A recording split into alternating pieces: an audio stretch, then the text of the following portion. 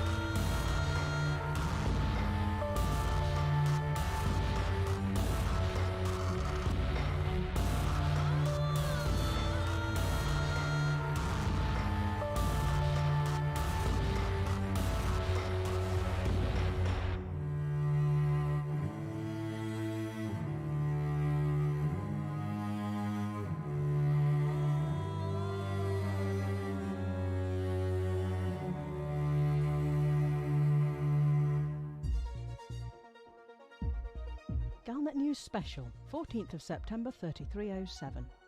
A brief history of Onion Head. The current controversy and conflict over the proposed medical use of onion head by neo-medical industries is by no means the first time onion head has led to conflict.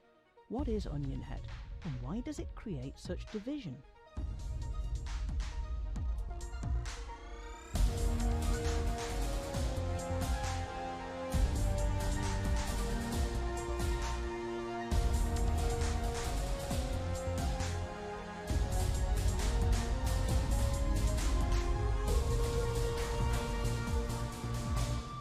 According to the Legalize Onion Head movement, onion head originally came from one of the three water worlds of HIP 55.11.8. This alien plant, with a flower and a seed head that reminded early settlers of the onion, produces in its seeds an alkaloid compound that, when processed, gives a psychoactive effect that is reported to be both pleasurable and addictive. Onion head is not grown commercially in HIP 55.11.8, but the enterprising farmers of Panem in Capafornaces managed to reproduce the growing conditions, and during 3300 developed a roaring trade selling this highly desirable drug to the youth of the Federation and Empire alike.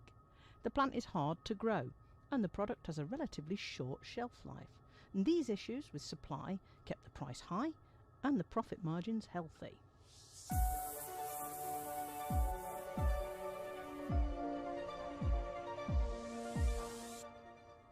In December 3300, just days before the end of the 33rd century, Federal President Jasmina Halsey, reportedly under pressure from the Federal Navy, tried to put a stop to this trade, which, in her view, was taking advantage of federal youth and reducing their effectiveness in the workplace.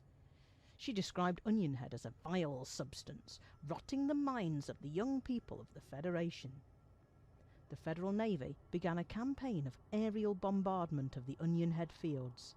This free publicity for the drug increased demand many times over, and the reports of farmers and their families rendered homeless by repeated and indiscriminate bombing helped to make President Halsey one of the least popular federal presidents ever, and create the conditions, when Halsey went missing a few months later, for the Republicans, led by Zachary Hudson, to take over government during the summer of 3301. The bombing of Panem, first with munitions and later with biocides, led to a new strain of onion head being developed by the drug barons, genetically altered to survive in its new home in Tanmark. Lucan onion head had the same mind-altering effects as the Panem variety, and it wasn't long before Halsey had that declared illegal too.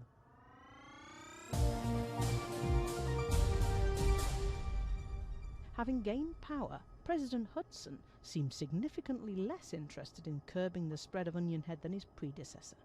Both the original Panem onion head and Lucan onion head remained on sale, and by the start of 3302, two new strains of onion head, the alpha and beta strains, started production in Salabra and HIP 112972 respectively.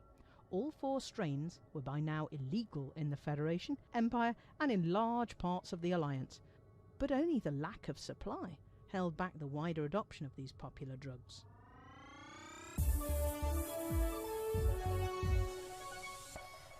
The trade in onion head continued as a profitable business with minimal interference from law enforcement for the next 4 years, but the relatives of those bombed by Jasmina Halsey weren't the sort of people to forget.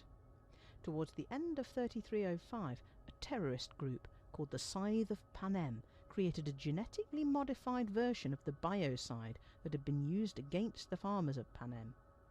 Introducing this into a new and highly desired fertilizer, they managed to spread the blight to hundreds of agricultural worlds. The resulting famine caused political instability across the bubble and left a legacy of intermittent crop failures that are likely to last for decades.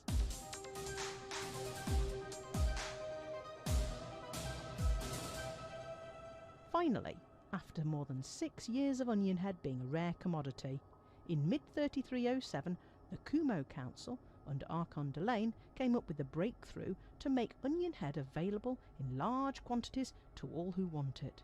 It claimed that space dredger crew, the Blue Viper Club, invented the new cultivar, which can be grown in artificial environments and which produces a product that can be stored and transported without a need for specialist refrigerators. A surprisingly muted response led to the new onion head gamma strain being made available in a small number of industrial anarchies for recreational use, although the Kumo crew repeatedly claimed that the drug, which they refer to as Helix, has medicinal uses.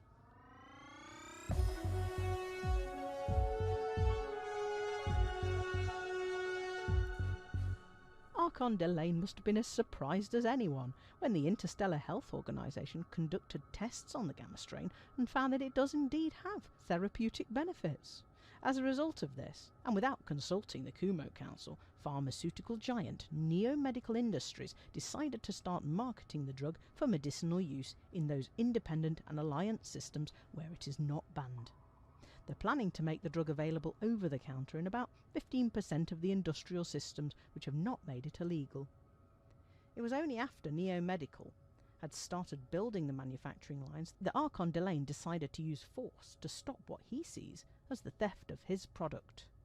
Attacking Neo Medical's agent in Hythis, his campaign has been disastrously poorly supported, with the vast majority of combatants supporting the right of Neo Medical to distribute a drug that, 7 years after it first became available, now has a legitimate use outside of recreation. However, there seems little prospect that either the Emperor or the President who came to power, at least partly due to popular sympathy for the plight of the onion head farmers, will declare onion head legal anytime soon.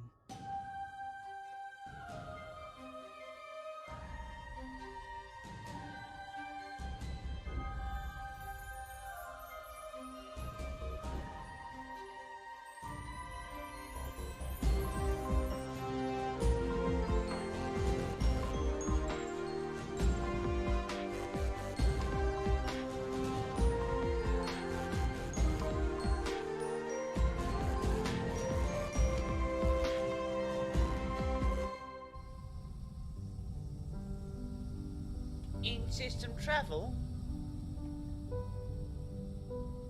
Sometimes it takes so long. I have tools for all kinds of circumstances on my ship. But the one thing I don't have a tool for is uneven tan lines.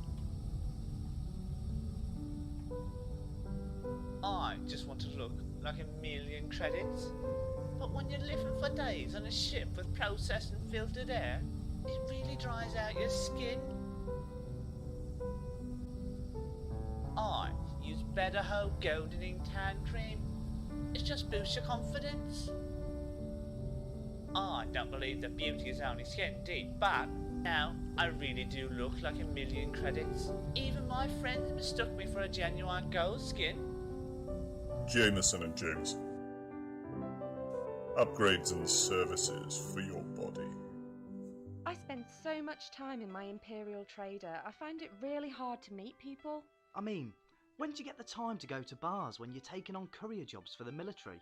But with VenusDating.com, it was so simple. I just put in my personal details and they found me my perfect match.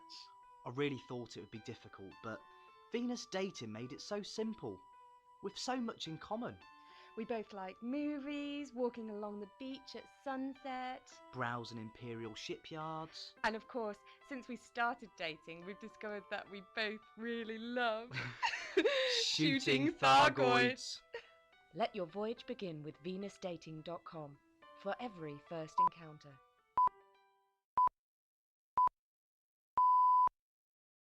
This is Lave Radio.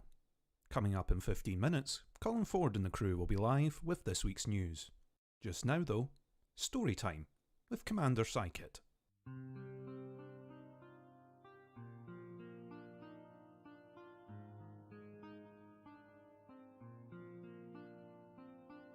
The city lights twinkled, shifting and glittering below them like a restless flyaway sector, basking in a permit-locked moonlight atop the hill, though neither of them were watching now. What do you suppose we are, Ben? Passing comets? Rogue planets? Well, I've heard about those things from certain people at a certain bar, but there's no evidence they're real. I think we're more like, New Africa and Mitterrand Hollow. They nestled closer and Shan chuckled. Well, that's a powerful attraction, isn't it? I wonder... Hey, wait, am I New Africa? He propped himself up on an elbow to stare down, playful and accusatory. Are you calling me fat? Ha! Witness the wonder of the Hollow's exceptionally fast-moving gravity well. Innuendo doesn't count if you set it up yourself, scolded Shan, smiling as I'd rolled into him. He laid back, but felt the electricity of excitement, the power. His pips shifted in anticipation. Their feet touched, their legs intertwined. Expert at inner leg danced through Shan's mind, but he couldn't place the thought and brushed it away like a harmless adder, while Ben's hands played, danced, groped, caressed, petted. Curly, soft, downy, woolly. Ben stifled a little gasp as he snatched his hand back from the luxurious locks, jarring Shan from his pleasure trance. They rolled apart, knocking over the empty brandy bottle with a sobering clatter. Ben, what's the matter? Ben demurred. It's nothing. Do you have another Lavian? Now look here, I know a thing or two about professional behaviour from my day job, and this kind of production failure requires apology of someone a lot more important than you. It's your fur. I mean, what? Oh, is this about him? Yeah, Ben sighed. It is. I'm sorry. Shan sat up, putting an arm over Ben's shoulders. They looked down across the cityscape. Geronimo. I want to pet my bunny, Ben murmured. Shan silently tapped at his mobile, and his Tesla crunched across the gravel to them, seeming to hum Tokuso to itself inside the cabin. Geronimo, they agreed, as they turned their back on the starry night.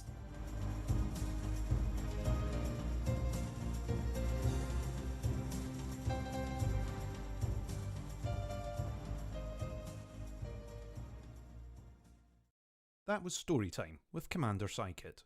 The narrator was Commander Psychit. Music was by Alan Stroud. It was produced by Commander Ventura for Lave Radio. To submit your own story for a future broadcast, email info@laveradio.com.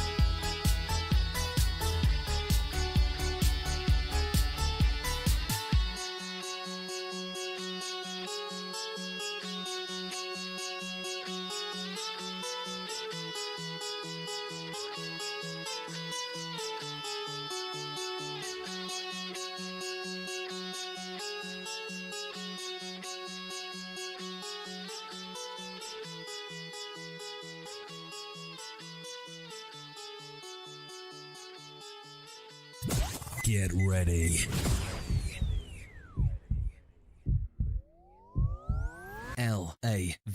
Lave Radio.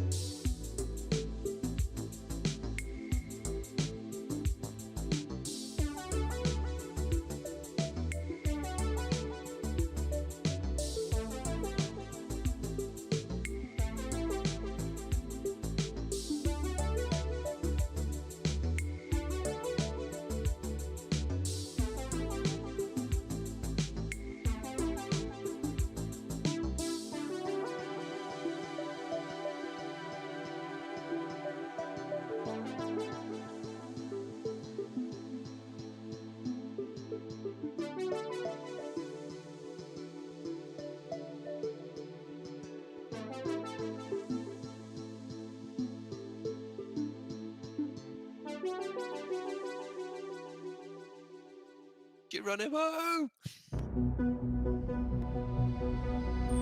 The Lave Radio project was our last best hope for news. a self-contained podcast 2 hours long, located in neutral territory. A place of nonsense and innuendo for forum dads, community members, and developers. A shining beacon in space, all alone on a Tuesday night. It was the dawn of the third chapter of Elite. The year's space legs came upon us all. This is the story of the last of the Lavian stations. The year is 3307. The name of the place? Lave Radio.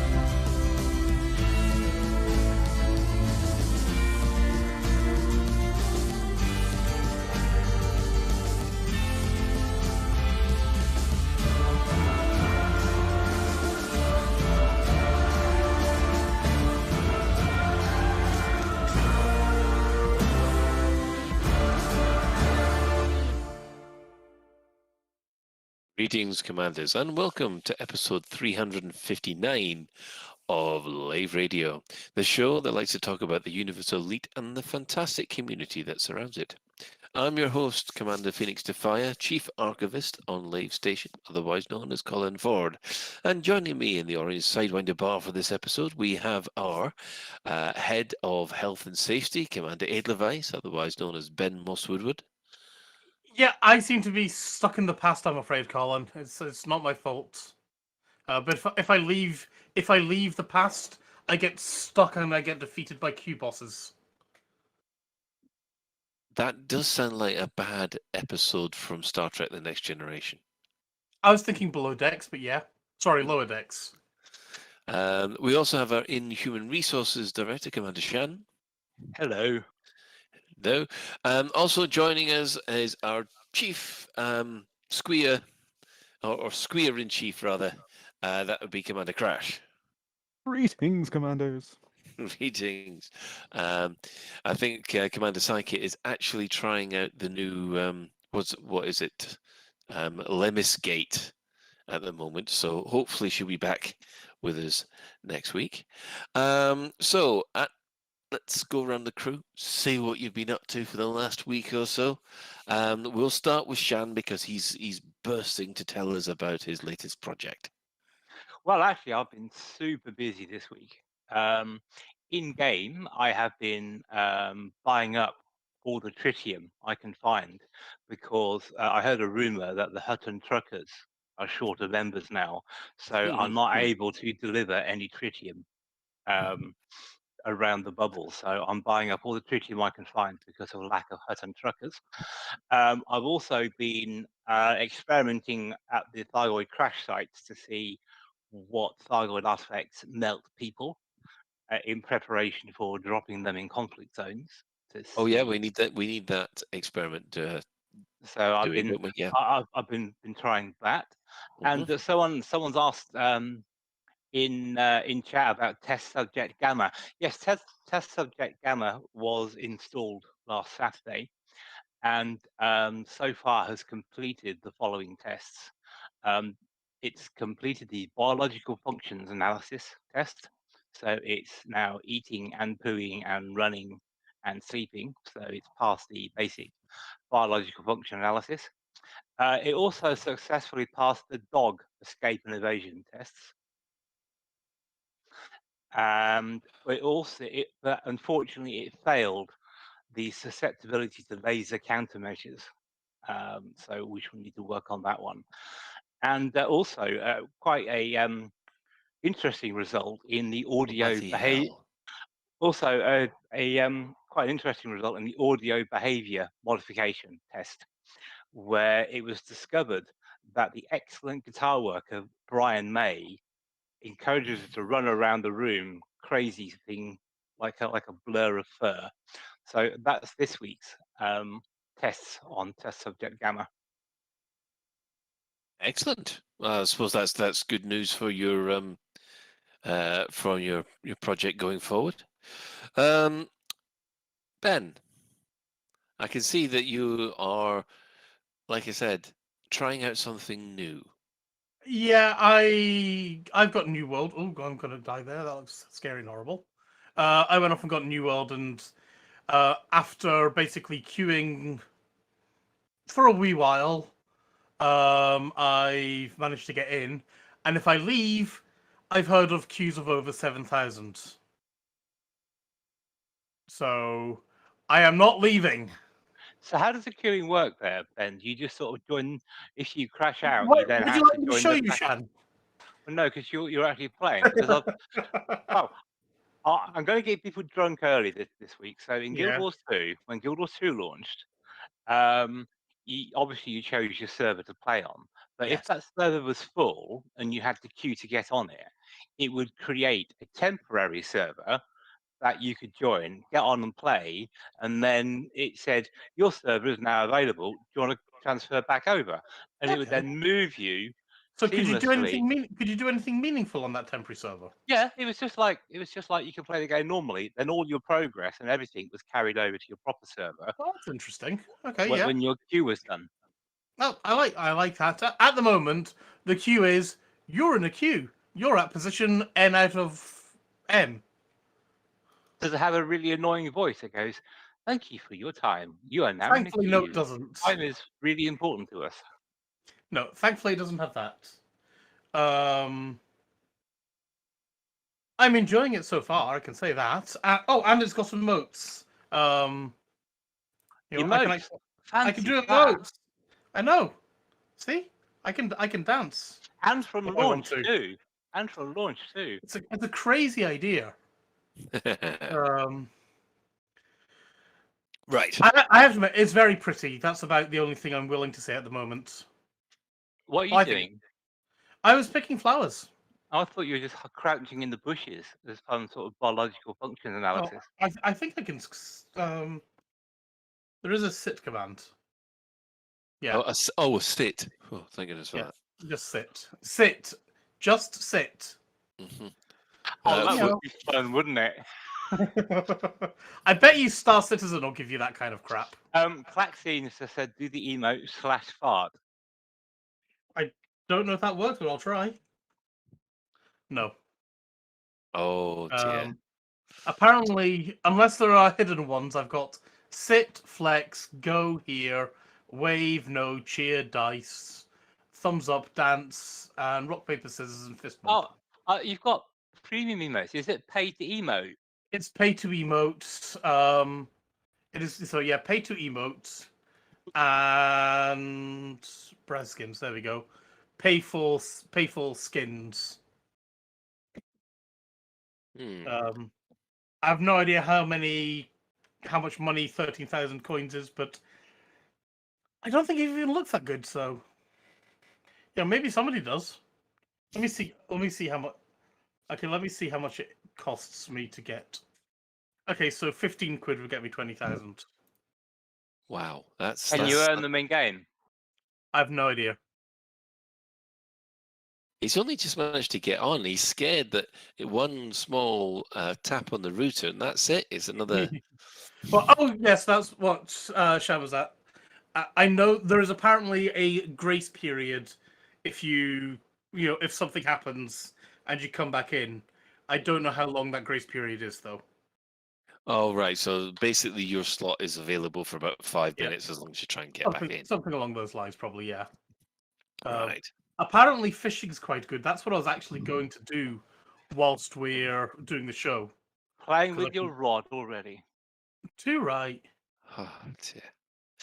Right. Well, we'll move on from such medieval escapades. Crash, bring us up to date. What have you been up to? Yeah, I am bang up to date, or at least I am now. Last week I was, in the, was it 33rd century? I don't know. I was 100 years prior to the current date. Now, for my stream last week, I went back and did a little bit of Frontier Elite 2, That'll need me classic. Gotta love it. Gotta love it. It's just timeless. I love going back to it. The nostalgia was real, and that was for something else, which I'm not going to mention. There was a certain anniversary last week. Well, we can get onto that later. But yeah, I did that. I did that for the stream. It was good fun. Mainly, it was really odd week. On Monday, I updated my drivers. So I got my latest NVIDIA drivers. The update 7 came out. I think it was Wednesday, wasn't it? Yeah. And tried it out immediately. Had relatively bad experience. It was almost no better in a lot of scenarios. I'm like, oh my god, what's going on with this? You know, lowest settings, still sub 30 FPS in most locations. Didn't know what was going on. So I thought, well, Friday we'll do Frontier, and then on the weekend tried it again. Suddenly, I'm sat here now in a concourse, well over 60 FPS. Out in space, I'm up into the high hundreds. I've never had this level, even in Horizons, and it's finally using my GPU. So I'm happy with update 7 as it stands. Well, lucky for you. I don't know what happened. I can't explain it. I didn't do anything special. I'm just suddenly getting playable frame rates. So yay. Yeah, I mean, I must admit, my week has been rather mixed. There has not been a Colon to Colonia this week, mostly because of Update 7, and I'll explain why in a minute. But yeah, it hasn't been as successful for me as other people. So yeah, so I've been doing a little bit of other things, like actually getting further with Skyrim than I ever have before, which normally I give up after about 10 hours, but this time I'm really into it, which is bizarre. Tried out a bit of extra No Man's Sky just to see if it was worth giving it another go, and as usual, I love the walking around the planet stuff, and then it ruins it when you get into the spaceship. And that's basically been my week as well. So it's been a very busy week as far as development news is concerned for Elite Dangerous.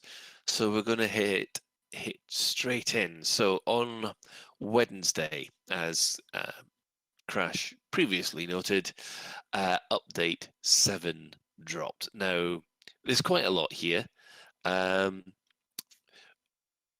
First of all, we'll just quickly go over the list, unless, of course, people want me to skip. Big one was the anti-air turrets within conflict zones. Then you had also enforcer units, which are now present in conflict zones. The redirection of the Apex taxi, new variations in the social hubs. The biggie that everyone seemed to enjoy was increased module and bookmark storage, and one that is quite close to my heart, but not as close to the Thargoids, is that this heart bug appears to be fixed. Appears to be, but we'll have to go through it. So, I mean, those were the main highlights. Ben, you've got some highlights of your own. I do indeed. So I'm going back up to the show notes because you've gone through them and you skipped down them very, very quickly. So I did find that I like the fact that the Settlement AI is trying to re-enable a building's atmosphere if it's been disabled. I think that's a good thing. Slightly upset because that was a great way to murder people. And I wonder if they're going to be able to do that quickly enough. All right, so you can murder people by switching off the atmosphere and... Yeah, you turn off the atmo, and if they haven't got a suit, they're dead. Oh, right. I mean, it's amazing the ways we come up to murder people, isn't it? I'm a bit upset. I've not tried this. I wasn't aware of it, obviously. But enforcers are engage at suitable distances for rocket launchers if they're outside. And I just love the idea of these rocket troopers doing their thing in the middle of like the science lab or something like that. I think that would be absolutely hilarious. And I'm kind of upset that they went off and fixed that bug, to be honest. Well, that issue. So basically, when they're inside, they use their pistols instead. Yeah. Just like any sensible XCOM player would. As soon as you You take your rocket man, and as soon as they go on the flying saucer, you use your pistol and not the rocket. Yeah. That's a bit of a that's a Yeah, bit of a Shan? shame, that's a bit of a shame, really, because they were like the average Quake or Doom player in using a rocket launcher as a Rocket jumping narrow. ain't great fun, isn't it? Yeah, yeah. Yeah, our troopers should have been able to rocket jump, and I feel let down that both them and us can't. Quad damage. This I'm not so sure about, actually. Apparently, the arc cutter can work through obstructions. For example, other players. Does it kill them? Well, Sally made a comment of, "Yikes, that sounds painful," and I bet it does. We could test it on you, Ben. We could try and chop you up with an arc cutter and see if you like. I'm terribly afraid to say that I'm stuck in the past at the moment, and otherwise I'd be. That's all right. honoured We'll do on Colin. Colin will volunteer. No, I won't.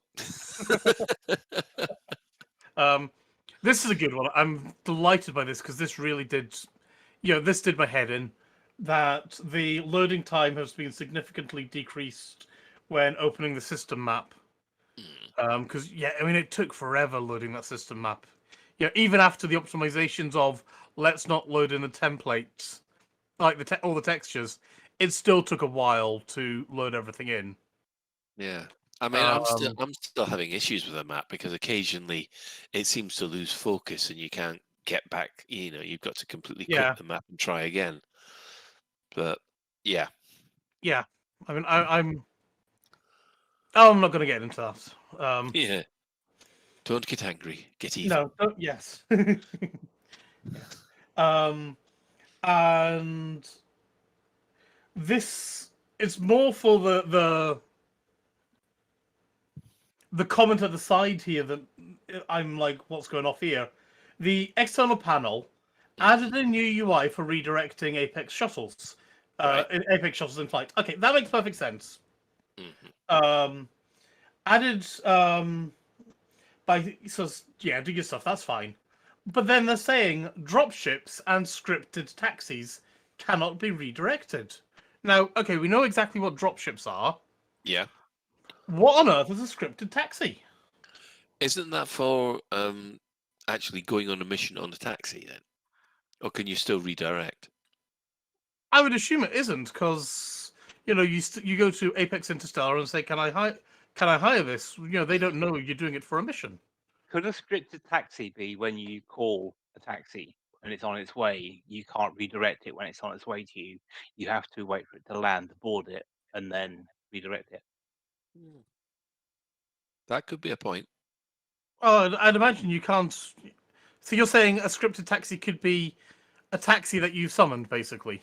Yeah, you're stuck in the middle of a plant. You just summon a taxi, then maybe. I don't think it's not what I wouldn't call that a scripted taxi, but maybe Frontier do. But yes, I thought that was. It just made me think, what on earth is this, basically? Yeah.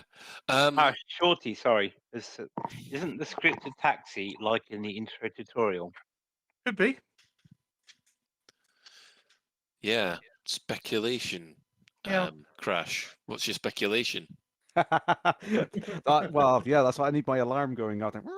Yeah, no, I was just thinking that would make a really nice thing for like flashback missions and letting you have these interesting scenarios you could take part in, something like that. But no, I'm guessing Ben's probably right. It's just an internal name for scripted taxi class. It's something internal, I guess. Yeah.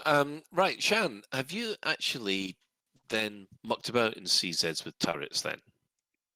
Well, I tried on a couple of ships and stuff, and the turrets seem to be very OP against a lot of ships. So it makes taking them out almost mandatory before you can bring a ship in. So whether that's a good game change, I haven't done enough of the CZs on ships to really tell. I mean, I'd have preferred it to make it damaging to get a ship in, So it's a good idea rather than mandatory to get rid of the turrets. But given the havoc Gunfire's caused, yeah, I'm probably wavering on the side of the turrets being about right, say, given what the alternative is. Yeah, I mean, I must admit, I've been involved in a couple of CZs over the weekend, which had other players flying around in ships, and I will admit that once those turrets opened up, they did seem to make short work of player ships. Thankfully, I was on the side of the turrets, so I wanted them to shoot the other players down. But yeah, I can see it could be a bit of a disadvantage for an attacking group. But The turrets, do we think they're about the same size or smaller than the turrets that are on ships? I think they're bigger than turrets on the ships. You think they weigh more than 16 tons, which I think is the size of a class 4. I think they are, turret actually. frame. I think they are. They're absolute. Well, they're what, about 4 meters high? Because we're about 2 meters high. Because you can get it's like 2 persons' height, really, isn't it? And Well, I think the size of the players is sort of variable because someone worked out that when they're sitting in the cockpit, the length of the legs and stuff are about 5'6", and if you look in the VR, it looks like you're about 10. But then when you come out of the ship, I'm not sure if you grow. When you... No, I was just curious because if they are, I'm glad they've made them bigger than the one than the ships because therefore it makes the firepower sensible that they have a heavy hitting. Yeah. If they were the same size, it would be almost like the held weapon thing again. Yeah. I mean, have you been involved in any CZs that had enforcers turn up? I didn't notice any because I was zerging, so I didn't notice. Oh, right, got you. That's one thing I've got to try because I haven't seen any yet, and I want to take my SRV into one of those just to find out how much they kick. Because to tell you the truth, the hand weapons kick enough, I thought. Well, you're expecting your forces to, like, fire a rocket and then be propelled backwards, like in a cartoon or something. Mm-hmm. Yeah. Do we also know if they have limited ammo? We don't at the moment. I am assuming they don't because, it's NPCs. And they always seem to cheat.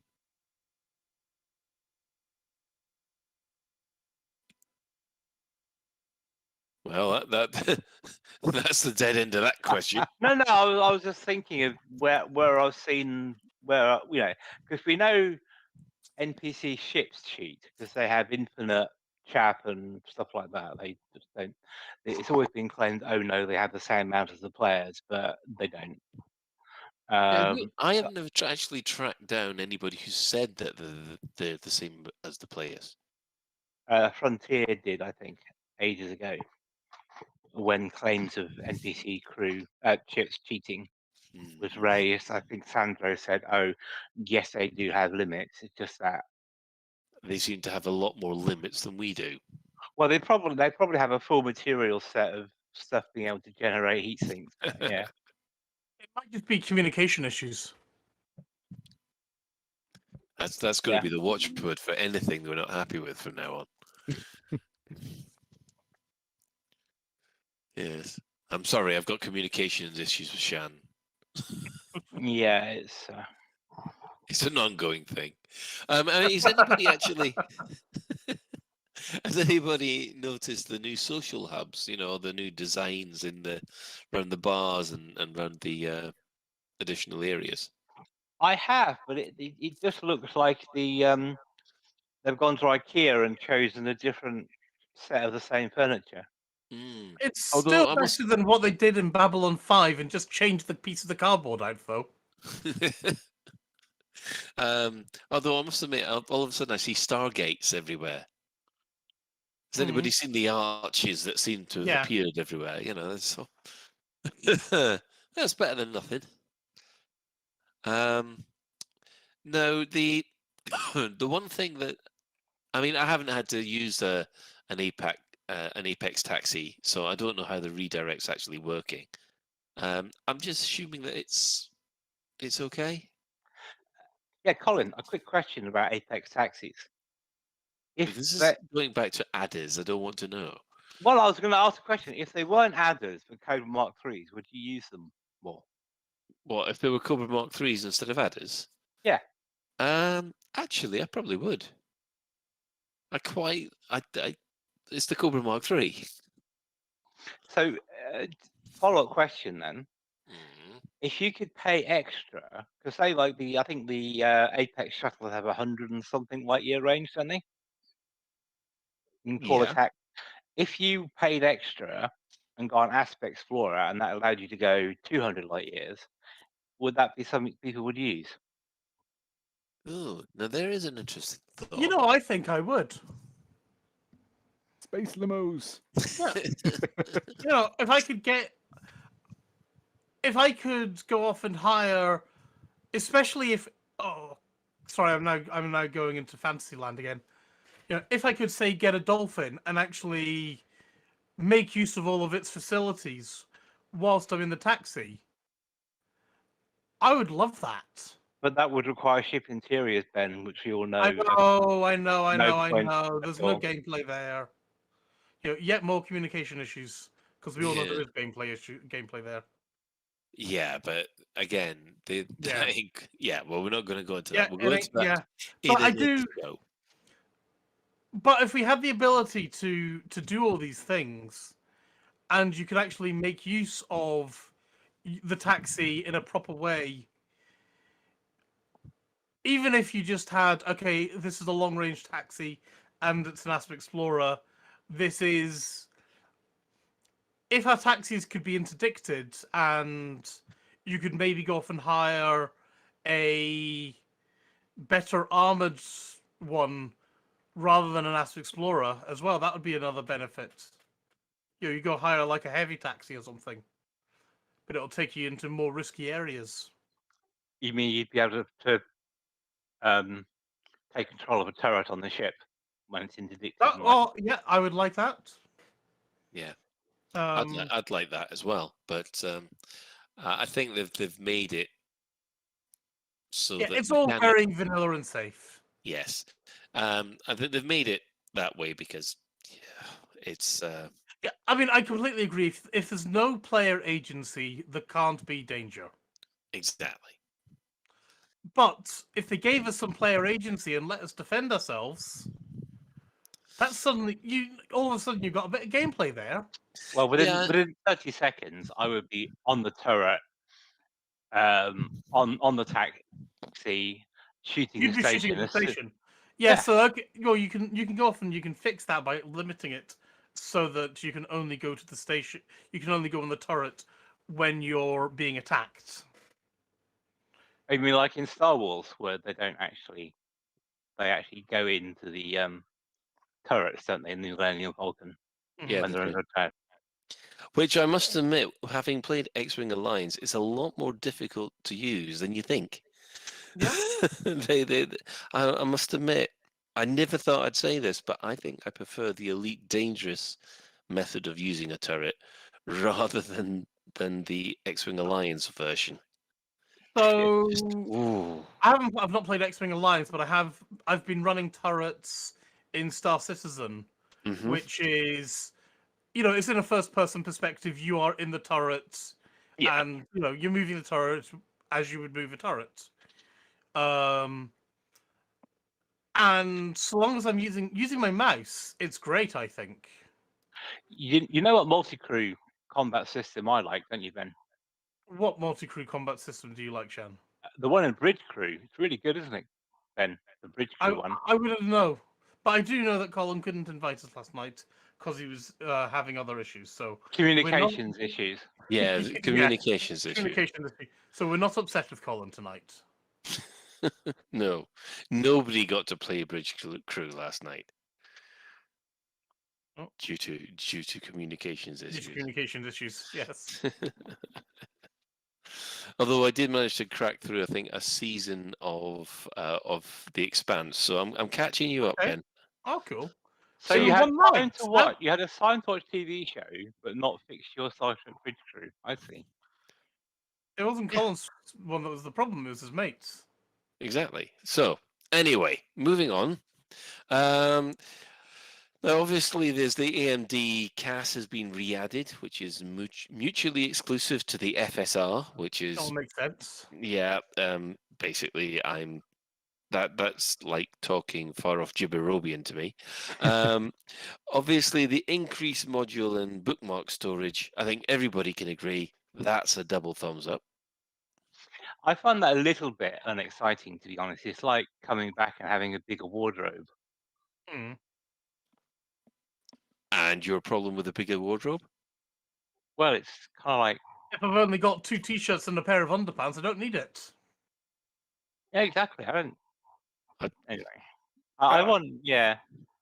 It's nice, I suppose, to have more room for your socks and boxer shorts, but yeah. Yeah. It's nice, it's good, excellent, not complaining. Excellent news there. And then on top of that, we finally seem to have a fix with Thargoid Heart. It doesn't seem to be 100% fixed, but it I think most people have said is about 95% fixed.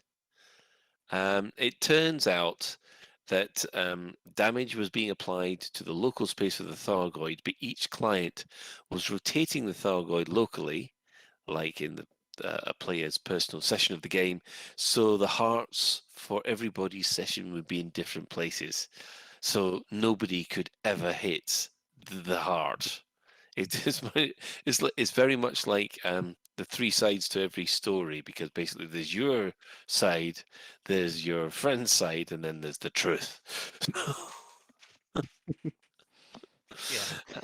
Multiplied by the number of peer-to-peer sessions. See, I don't think I'll fight Thargoids anymore. I'll just slip Salvation a couple of drugs and let him do it. Oh, that one does sound good. They have put in a fix and confirmed that the fix to sort out the community goals has gone in okay. So that's double thumbs up. Overall, what was your impression of Update 7 Crash? Well, you've said it. It's really, really good Yeah. for you, isn't it? Well, it was, and then it wasn't, and then it was. It's kind of hot and cold. Like I said, the first day I tried it, and some things were improved, other things weren't significantly better, and some things had managed to get worse. And I was like, I don't know what's going on here.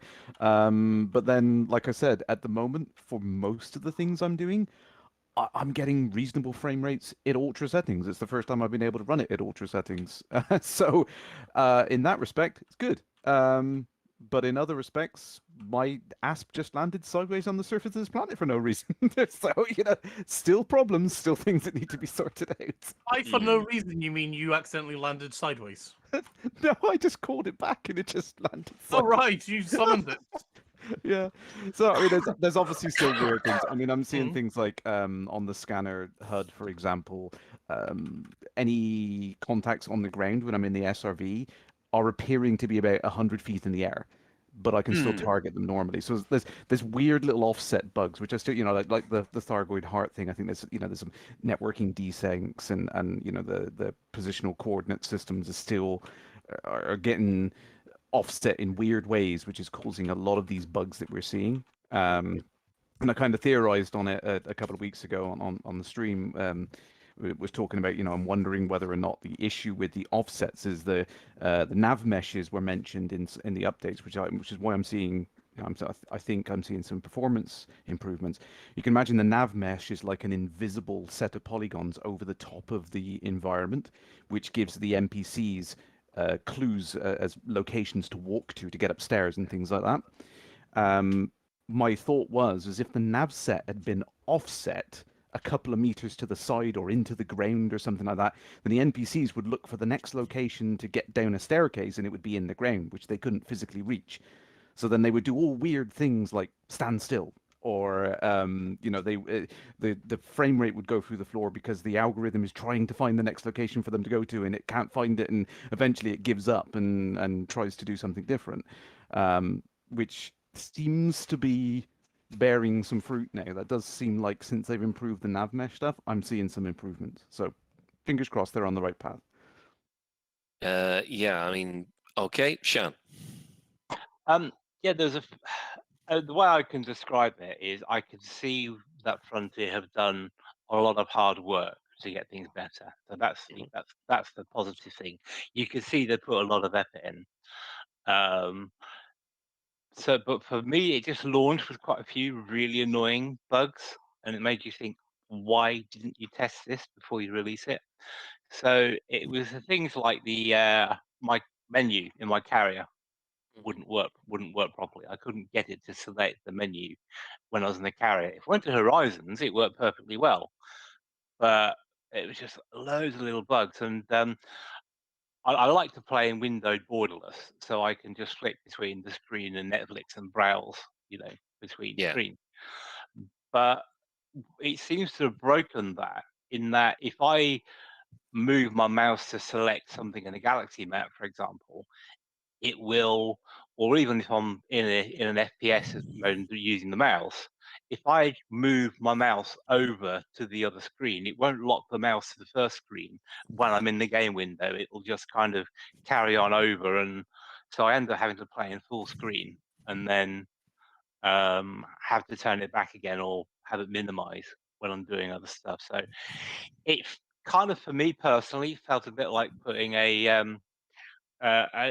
new lip gloss on the porcine, but I can see where they're trying like that. Right. Crash, just quickly.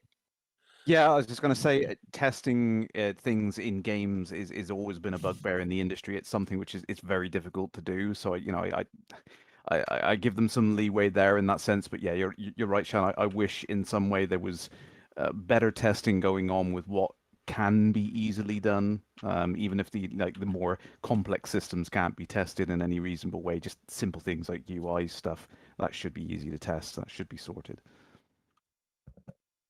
Okay. Ben, what's your impressions been of Update 7 then? For me, it's been running okay, but I can't really complain because Update 6 was running okay as well. You know, everything else, yeah, it's little nices to haves. I haven't tried the Rocket Troopers because I've not really done any of that stuff. I've just been hooting about basically. So it's what I've seen is nice, and the FPS and things like that is behaving itself for me. Cool. So well, that's, I can't complain anymore, can I? Really? No, I guess not. Unfortunately, I've got to say that I didn't have a good experience. I think Update 7 is the first time I actually had each of the updates we've had, I've had a slight improvement in performance. So to the point where I'm getting a reasonable 45 frames a second on my gameplay session, but only at low quality. But unfortunately, with Update 7, that seems to have plummeted down to the upper 20s and lower 30s.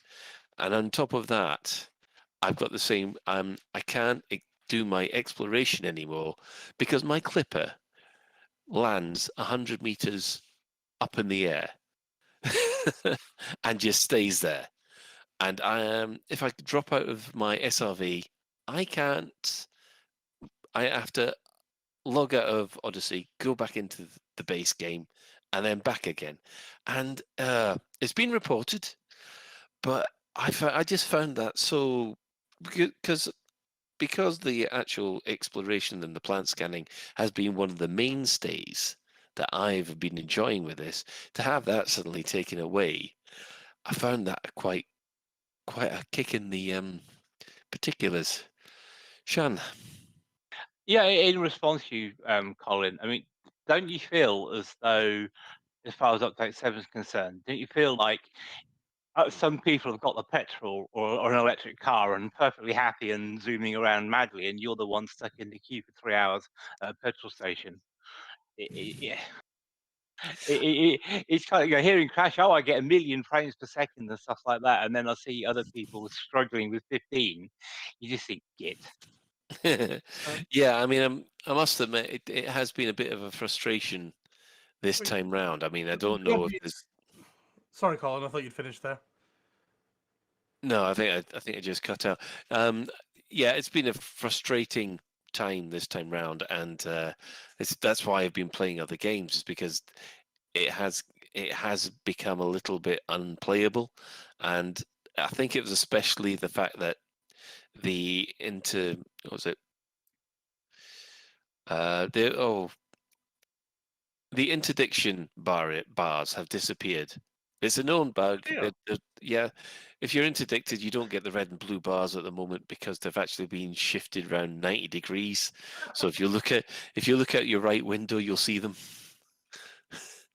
And that's basic testing. Sorry, that's kind of like. Well, see, this is the thing where I find it really difficult. Sorry to jump in, but I understand their pain with it. It's something where they could have tested a bunch of different scenarios with that and not seen the one scenario which produces that. It is possible still that could happen, and this is the issue with having like 100 developers working on something. They're all doing different changes at the different time. Someone might have shifted or offset all of the cockpits to make them work correctly for some bug that was happening, but then someone else was working on something which meant that the interdiction HUD didn't get shifted along. You know what I mean? That there is possible things that can happen. I've seen that. So, Persisk is asking an obvious question is obvious. Oh, obvious statement is obvious. Are your drivers up to date? Yes. No, they're not qualified. There's a 3-month wait before our drivers are qualified. No, seriously, my drivers are up to date. But I had a fix on them, I think, on Thursday. So, yeah. That's still not fixed it. No. That's the weird thing. Sorry.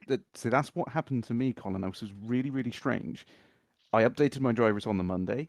I updated the game on the Wednesday, had bad performance. But by the Thursday and Friday, I had good performance. So I'm wondering whether there was some Windows thing or something. Have you done a complete restart or shutdown since? Oh, God, yeah. I shut down and restart every day. It's really peculiar. I can't nail it down to particular behavior. I don't know what it is, but I mean that's so, I mean, you can imagine like the difficulty that we're having reproducing things. That's exactly what Frontier's fighting internally, trying to figure out what is the scenario which causes these odd behaviors for some people but not others. Yeah. Oh no, I've been. It's quite ironic. I'm actually faced with that kind of situation in my professional life at this moment in time. That's the reason for the crunching that I'm having to do at the moment, and it's not the best. Anyway, yeah. So overall, I think everybody is. We've got 2 positives, a maybe positive, and a not positive. So, positive overall, I guess. I'm trying to be nice, Colin. I'm trying not to be too stating it because, as I say, some of the bugs just shook my head out and thought, "Oh my goodness me!" Yeah, there is. I mean, on Wednesday they did the bookmark fix and the power play fixes from Odyssey. We had the Horizons update and some small nice things. Friday they updated with 7.01, which fixed a lot of the issues. I must admit, on update 7, they had one hilariously big bug where plasma generators did a redonkulous amount of damage.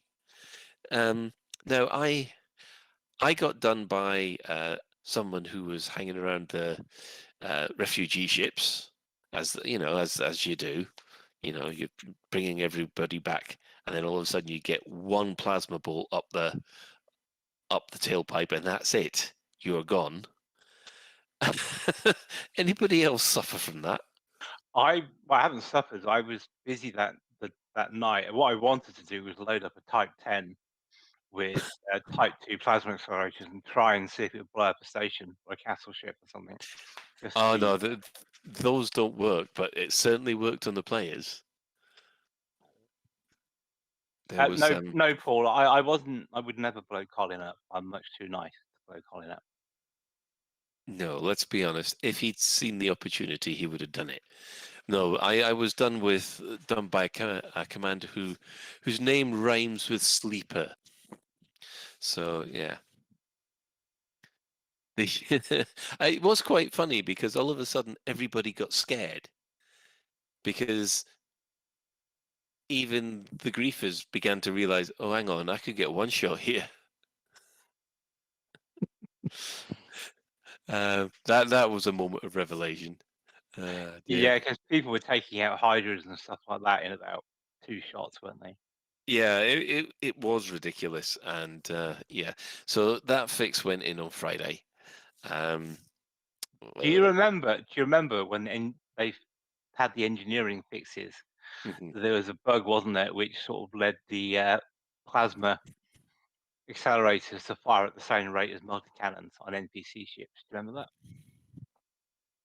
that? Was that the one where the game started to give the NPCs ridiculously powerful weapons and ships?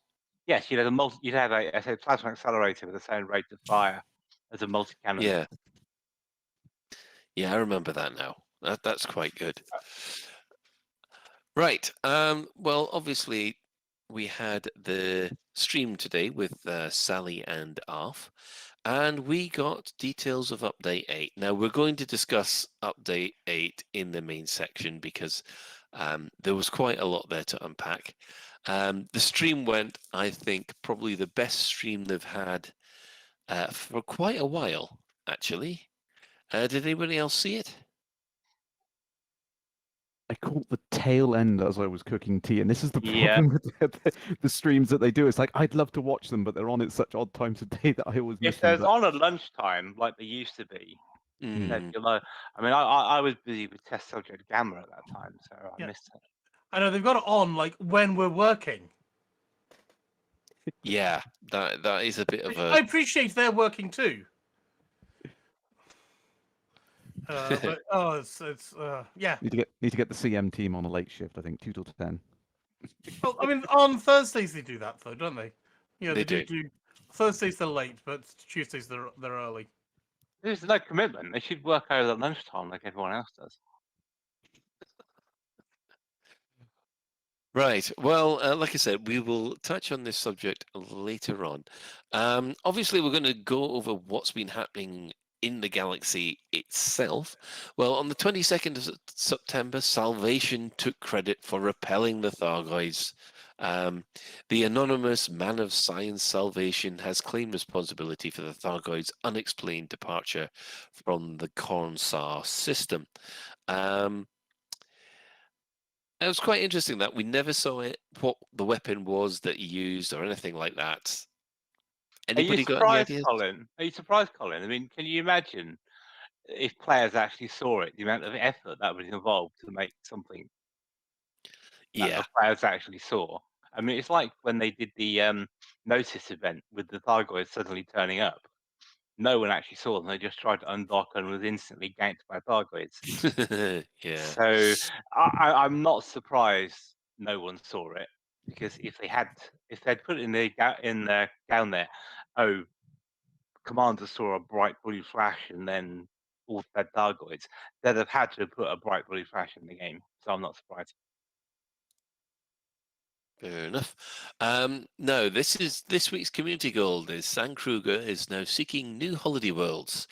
This is an initiative to gather data to form potential tourist destinations has been launched by the shipbuilding corporation San Kruger. The luxury passenger ship manufacturer aims to identify new Earth-like planets that will be attractive to holiday makers.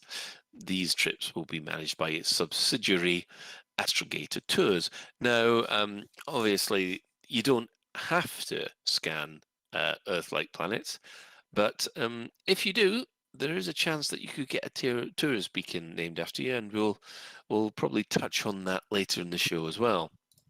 On the 24th of September, progress has been reported between the Federation and Yuri Grom. Negotiations between the Federation and the self-styled dictator Yuri Grom are underway to determine the Delta Pavionist System's allegiance.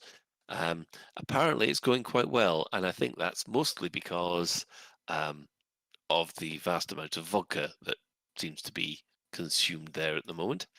And finally, the Vox Galactica has done a profile on salvation.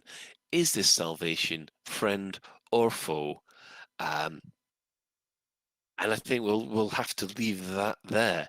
So, I mean, the storyline seems to have taken a bit of a back seat this week.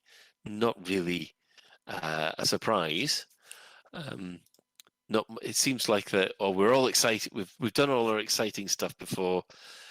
It seems to be calming down a little at the moment. Yes, they have a console release to hit, don't they? I mean, Amongst other pacing, things. story pacing wise, I'm a little bit surprised it's calmed down, because usually when you look at a story, you have a big event, don't you, that everyone talks about. Yeah. And you don't normally drop the pace of the story down for a little while. You don't just like stop and then next episode, you're back to a filler episode. I don't know. I think the pacing's a bit strange in this one. Yeah, I think it's more along the lines of what the release and of Update 7 came along at the same time. I think they're concentrating on that, and then they'll be coming back to the plot to fill in until Update 8. So that would imply there were developers doing one thing or the other, but not doing both. No, I just feel that it'll be easier for them to manage the situation if they're doing big updates and the story is quiet in the background while they're doing a big update. Anyway, could we please go to the store alert? Store alert! In the bi-weekly newsletter, here come paint jobs for your art. In the bi-weekly newsletter, here come paint jobs for your art.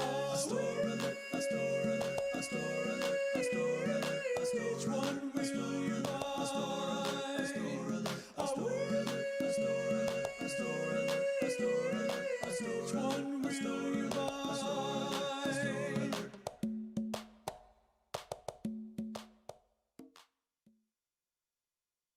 Well, we have a new kinetic rifle skin. The Karma AR-50 Huntsman is now in store. So like the SMG that was available a couple of weeks ago, we've now got a rifle that looks like a zebra. For those of you that like flying ships, the Fer-de-Lance has now the Polarity paint job, which I actually quite like the look of. Chan? Yeah, I was going to say, if I was spending arcs on Frontier and stuff like that, I think I would be tempted by the red version of the Polarity, because it just seems to suit the Fer-de-Lance. I mean, as standard, the Fer-de-Lance comes in red and white, doesn't it?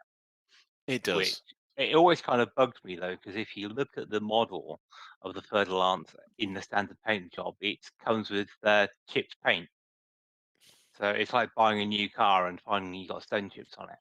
But with the black and the red, I think it looks quite cool. Well, I will say one thing. That is definitely Doctor Who's ship, because if you always know that he likes to go backwards in those because he's reversing the polarity. Dumb fish. Yeah. I probably screwed that one up. I do apologize to Doctor Who fans. Is there a label on one of the engines that says neutron flow? That's what we need. Although I suppose if you're going around a neutron star, and you're scooping from a neutron star, then, you know, you are reversing the polarity on the neutron flow. So, yes, that's a challenge for someone. Meanwhile, I think like Ben's dying in the background. Right. I will take a short ad break, and then we'll be back with our main discussion. Are you struggling with paying fines? Do you lose sleep in hyperspace worrying about docking at the next space station?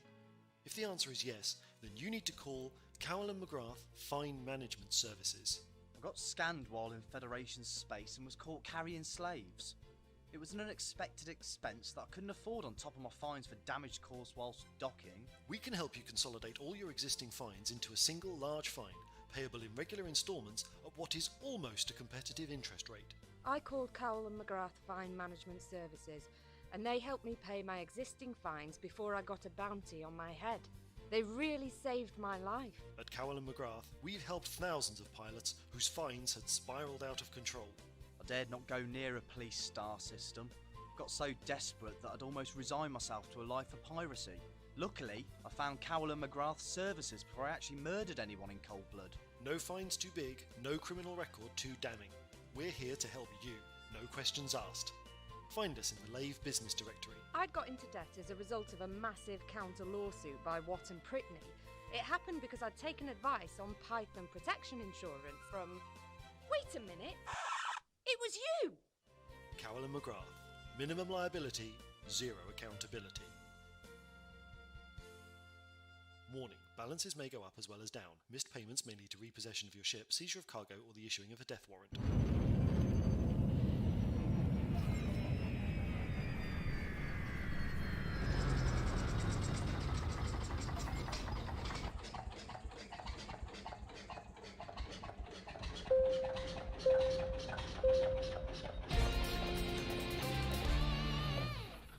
This is a public service announcement from the Fuel Rats.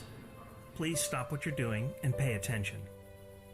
If we can rescue you, we will, but you can help us help you by following these easy steps.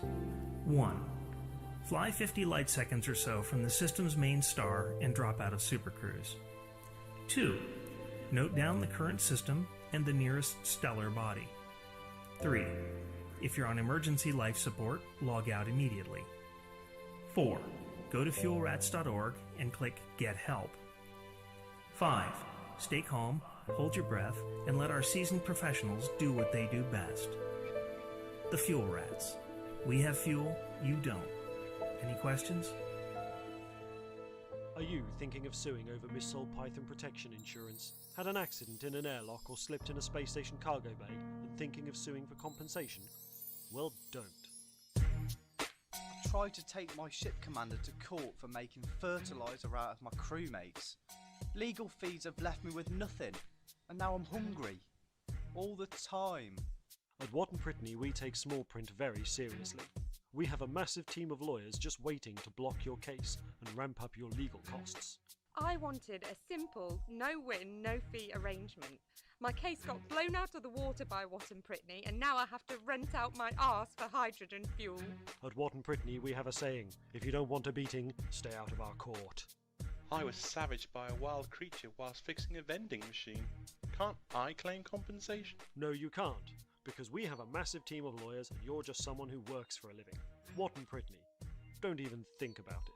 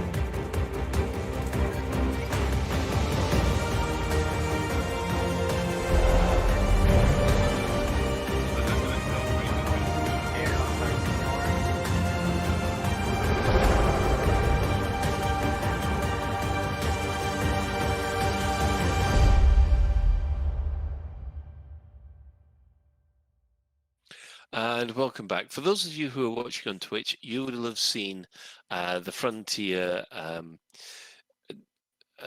video which shows updates 8's incoming features. And I must admit, I think it's been quite a while since I've felt a little bit optimistic about the upcoming content. And yeah, this was definitely one of the ones that did the job for me. Obviously, there are 4 issues that they were talking about on the live stream. They're going to continue with the FPS performance. They have said that they are looking at further optimizations, which, if I remember rightly, last time they were discussing Update 8, they were saying that they were confident about the way that Update 8 was going to improve performance. There's anti-aliasing on foot. The FPS spluttering problems with the on-foot settlements, which have been problems since Update 5. And there's a ship launch fighter potential exploit, which they've looked at. Crash, you want to talk about the performance issues? Yeah, I think I mean they've mentioned some of this before, and some of the significant things they said were coming in update 8. I don't think they've really explained it in detail, but I think there's internal work on improving like how threading is used in the engine and stuff like that, optimizing it, because of course there's different branches internally of the game used for different projects. So I think a lot of that cross-pollination is coming over from other teams, and hopefully that will improve a lot of the things that we're seeing. Again, with the nav meshes and stuff was something which was done in 7 as further improvement on that. So, I think I'm confident they're going to do it. I can see on my machine that there's a lot of headroom. Until like in update 6, I was only using about 20% CPU and 20% of the GPU, which seemed really strange. It wasn't really using it. Now I'm seeing actually less CPU usage, and the GPU is about 50. So there's definitely some work in the right direction there. But I think the biggest problem they've got is trying to get that to work on all of the different variations of machine out there. Like you've seen yourself, you're seeing significant drops in performance in some area, and I still see it in some things. Like in some settlements, for example, I'm dropping below 20 FPS at some for no reason, and then suddenly it jumps back up. So that stuttering is something which is a multifaceted problem with a lot of different angles that they need to solve to get that working. But I'm confident they can do it. Yeah. Shan, you got a question for Crash? Yes, as you were saying that, Crash, I was wondering, in your view, and this is purely an unfair question, so tough, but in your view, do you think a console version is viable based on where they say we're at, in that the bulk of improvements is now done, and with a bit more to do? Because I'm not sure they'll ever get a console version working as smoothly as maybe players would like. I would say, and this might be a little bit controversial, but in my experience with building things, I would say actually a console version is actually more viable than solving all of the problems they have, because the thing you have with a console platform is a fixed target to aim for. So you know exactly how much headroom you have. You know exactly how much cache you have to play with in order to optimize certain loops within the game and things like that. That's something you can't guarantee on PC, so you have to kind of build either a kind of a generic solution to the problem, which will fit most cases. Isn't that what minimum specs are for, though? That's your baseline you're aiming at. It's not even that simple, unfortunately, because PCs is such a complex platform now that even a machine which meets the minimum spec may not be the same as another one which still does. For example, I mean, my son's machine, I recently upgraded it. Up until recently, he was running a Core i7 920. It was my original Nehalem 4-core processor. Very capable chip. It's lasted for 11 years. It's done quite well. And I've just recently upgraded into a little AMD chip, which has virtually the same clock speed. It's also quad-core, but it's much more capable CPU with much better instruction set features, much better cache, just generally a better chip overall. Technically, when you look at minimum specs and something says you need a 2 gigahertz quad-core CPU, both of those machines would be capable, but they would function wildly different in the engine. And that's the problem you've got with building something for the PC platform. Whereas on the console, you've got a single known hardware platform that you're aiming for. You know exactly how it's going to be performing in multiple scenarios, so you can build and customize the engine to fit that scenario perfectly. So yeah, I think they absolutely could hit that target. Do you think they can even hit that target, even if that target is, say, a PS3, which is obviously getting on a bit now? But it's not coming out on a PS3. Sorry, PS4. Sorry, I meant. The original baseline PS4. I Yeah. mean, obviously they would have to make cuts and reduce the graphics quality and things like that. They would have to kind of work around the limitations of what the hardware does. But ultimately, they can optimize it better than they could for the wide range of PC hardware. They've got a better goals to aim at. Yeah. Yeah, exactly. But yeah, I just wonder, just like with the VR, the PS5 would be able to do PSVR in Elite Dangerous no problem. The PS4 couldn't. Yeah. And I just wonder if the PS5 could do Odyssey, but the PS4 can't. They might well have that same problem. I mean, I don't know what hardware target they're aiming for with it. I don't know if they've announced what platforms they want to do it on. But yeah, I mean, for me, I see it as it's an easier target to aim for. Still challenges. There's still compromises you'd have to make in order to fit that platform. But ultimately, yeah, I don't see why they couldn't do it. Yeah. I must admit, I mean, I think the main concern, with the PC community is that last time, when the Xbox version was released specifically, there seemed to be a downgrade in quality on the PC, and I think some people are concerned that when the console version comes in, that's going to hit us again. Didn't we ask a CM that question a while back? And we were told it wasn't a downgrade, it was optimizations. And you know what you call that? Communication! Yeah. Right. Well, leaving the performance issues aside, let's have a look at some of the content that they're expecting to, that they're hoping to ship with Update 8. There's quite a lot there. Update 8, number 1 on the list. We've been wanting it. It's emotes. 070707. Yeah. Yeah. I mean, when I first saw the trailer that was played earlier, when they did the salute, it reminded me of the Arnold Rimmer salute. They were doing that on the stream. I mean, Sally was doing the Arnold Rimmer salute Oh, yeah, specifically exactly. just to keep people happy. Yeah. It is, but to be fair, I mean, I'm being a bit picky, but again, I'm allowed to. Is emotes are well and good, and yes, people have asked them for, but unless you have a proper chat system to go along with it, they're just meaningless gestures. If you see what I mean, you need the chat system But there to is a go chat along with you. Yeah, but it's not. It's not what I would call something that would support the use of emotes. From a role play perspective, it's not sufficient to support emotes. Well, I think the community will surprise you there, Shan. To be honest, right just to clarify, this is actually the first set of emotes that you're going to get in the game. This set includes the wave, the applaud, the point, the agree, the disagree, stop, go, and of course salute. Now these emotes they're claiming to be context sensitives, so they can be directed towards fellow commanders. So the point emote will also provide in-world markers to highlight points of interest for other commanders in your team, so that you can use these emotes as hand signals while you're running around your CZ.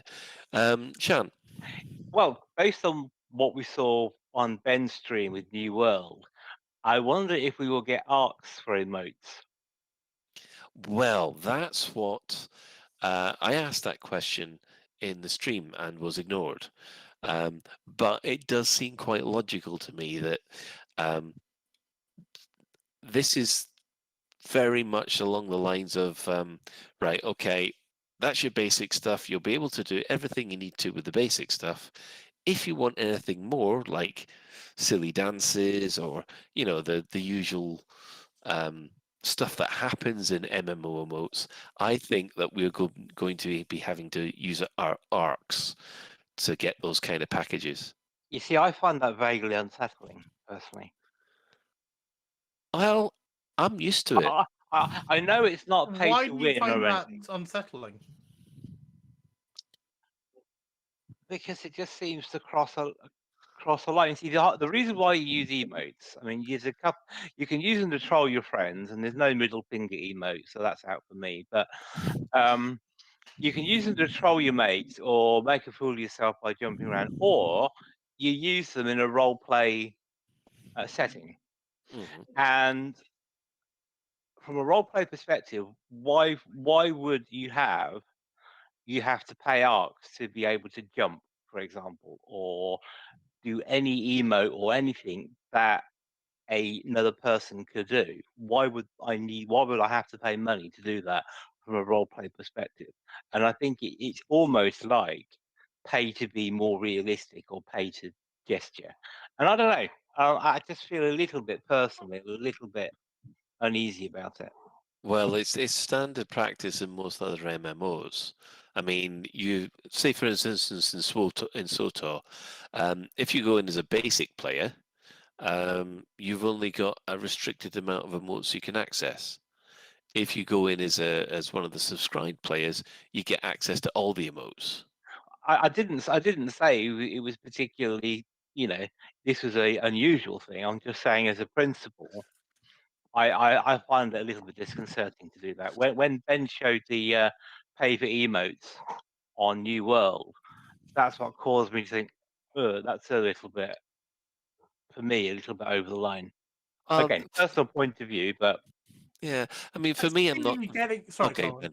No, you I go see first, what you're Ben. getting at, Shan, but you could also do /me slaps Shan in the face with a wet fish. So you can still do that. You're okay, fine. You're not flossing or whatever. yeah, but if you were going to emote something that's not displayed on screen, Yeah. why would you even push for emotes in the first place? It depends what things you're wanting to do. I mean, it's adding in a little bit of realism, and they're adding in, some of the basics like clap and salute and things like that. And I can live with that because that's just, thank God, it's so much better than squatting to recognize somebody. Taking the knee. There was a point made in chat. We're speculating here. We don't even know if it will be sold for arts. But Just as a general. But they have said this is the first pack of emotes, and when people have said packs, normally, you see, to me, these are the basic emotes. I'm fine with those, and everything else, just like other flight suits and other ship skins, they're cosmetic. And as far as I'm concerned, that's fine. That's viable for arcs.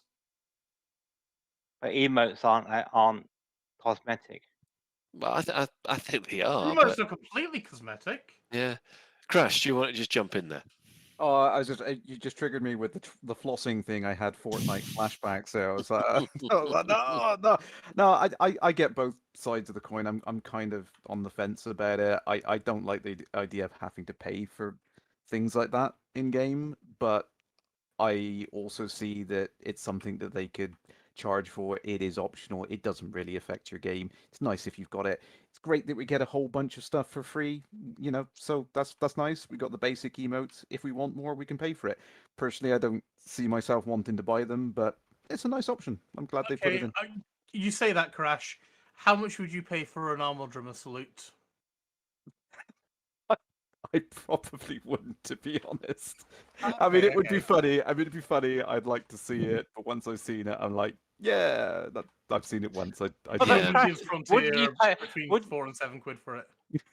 But Crash, wouldn't you pay for a Fonz hey emote that you could do your squee to? Personally, no. No, I mean, I think things like that is like, yeah, they're funny once, but it's not something I'm engaged in spending money on, to be honest. Or how about you spend an arc? It takes one arc to pull one pose, but you can only use that pose once. Paper pose. Oh no. Dear. Yeah, Yeah, just sorry, going on just on the emotes and that. I do kind of feel also a little bit like Frontier have used the ideas that we've said to design their game for them, because emotes and stuff like that, it should have been here from launch. To be fair, shouldn't it? I know we should be grateful they put it in, but it should have been in from launch, really. To be fair. Rush, you want to take that one? I was gonna say it's a little unfair to make the assumption that we're, take the credit for all that. For a lot of the things I that, think that are by going we, I in. think it's we the community. Yeah, I mean, no, I don't mean that personally, Shannon. I mean, like, yeah, I mean exactly that. As I don't think it's something that, hey, we've come up with the idea as a whole, and they've just gone, okay, we put it in. It's great that they're responding to things like that, but I think for a lot of that, they would have to put a lot of groundwork in to make that possible, to have the rigging and the animation systems available to make emotes. So it's not something that they wouldn't have planned for.